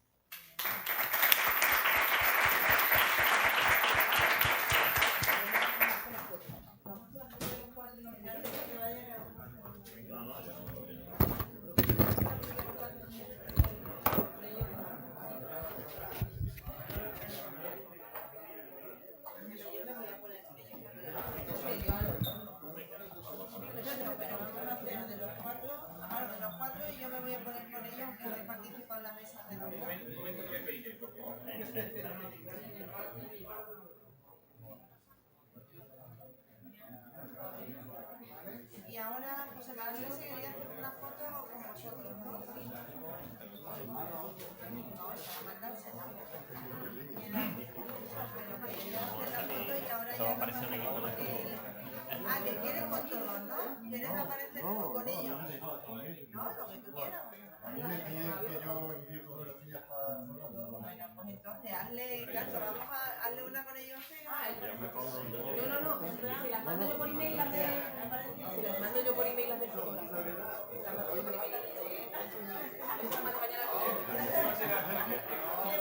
Aquí.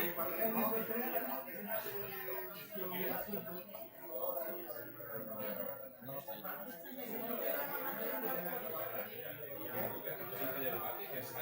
que si no aparece bien, vamos, me cortan una Venga, ahora todo. Un segundito, ¿verdad?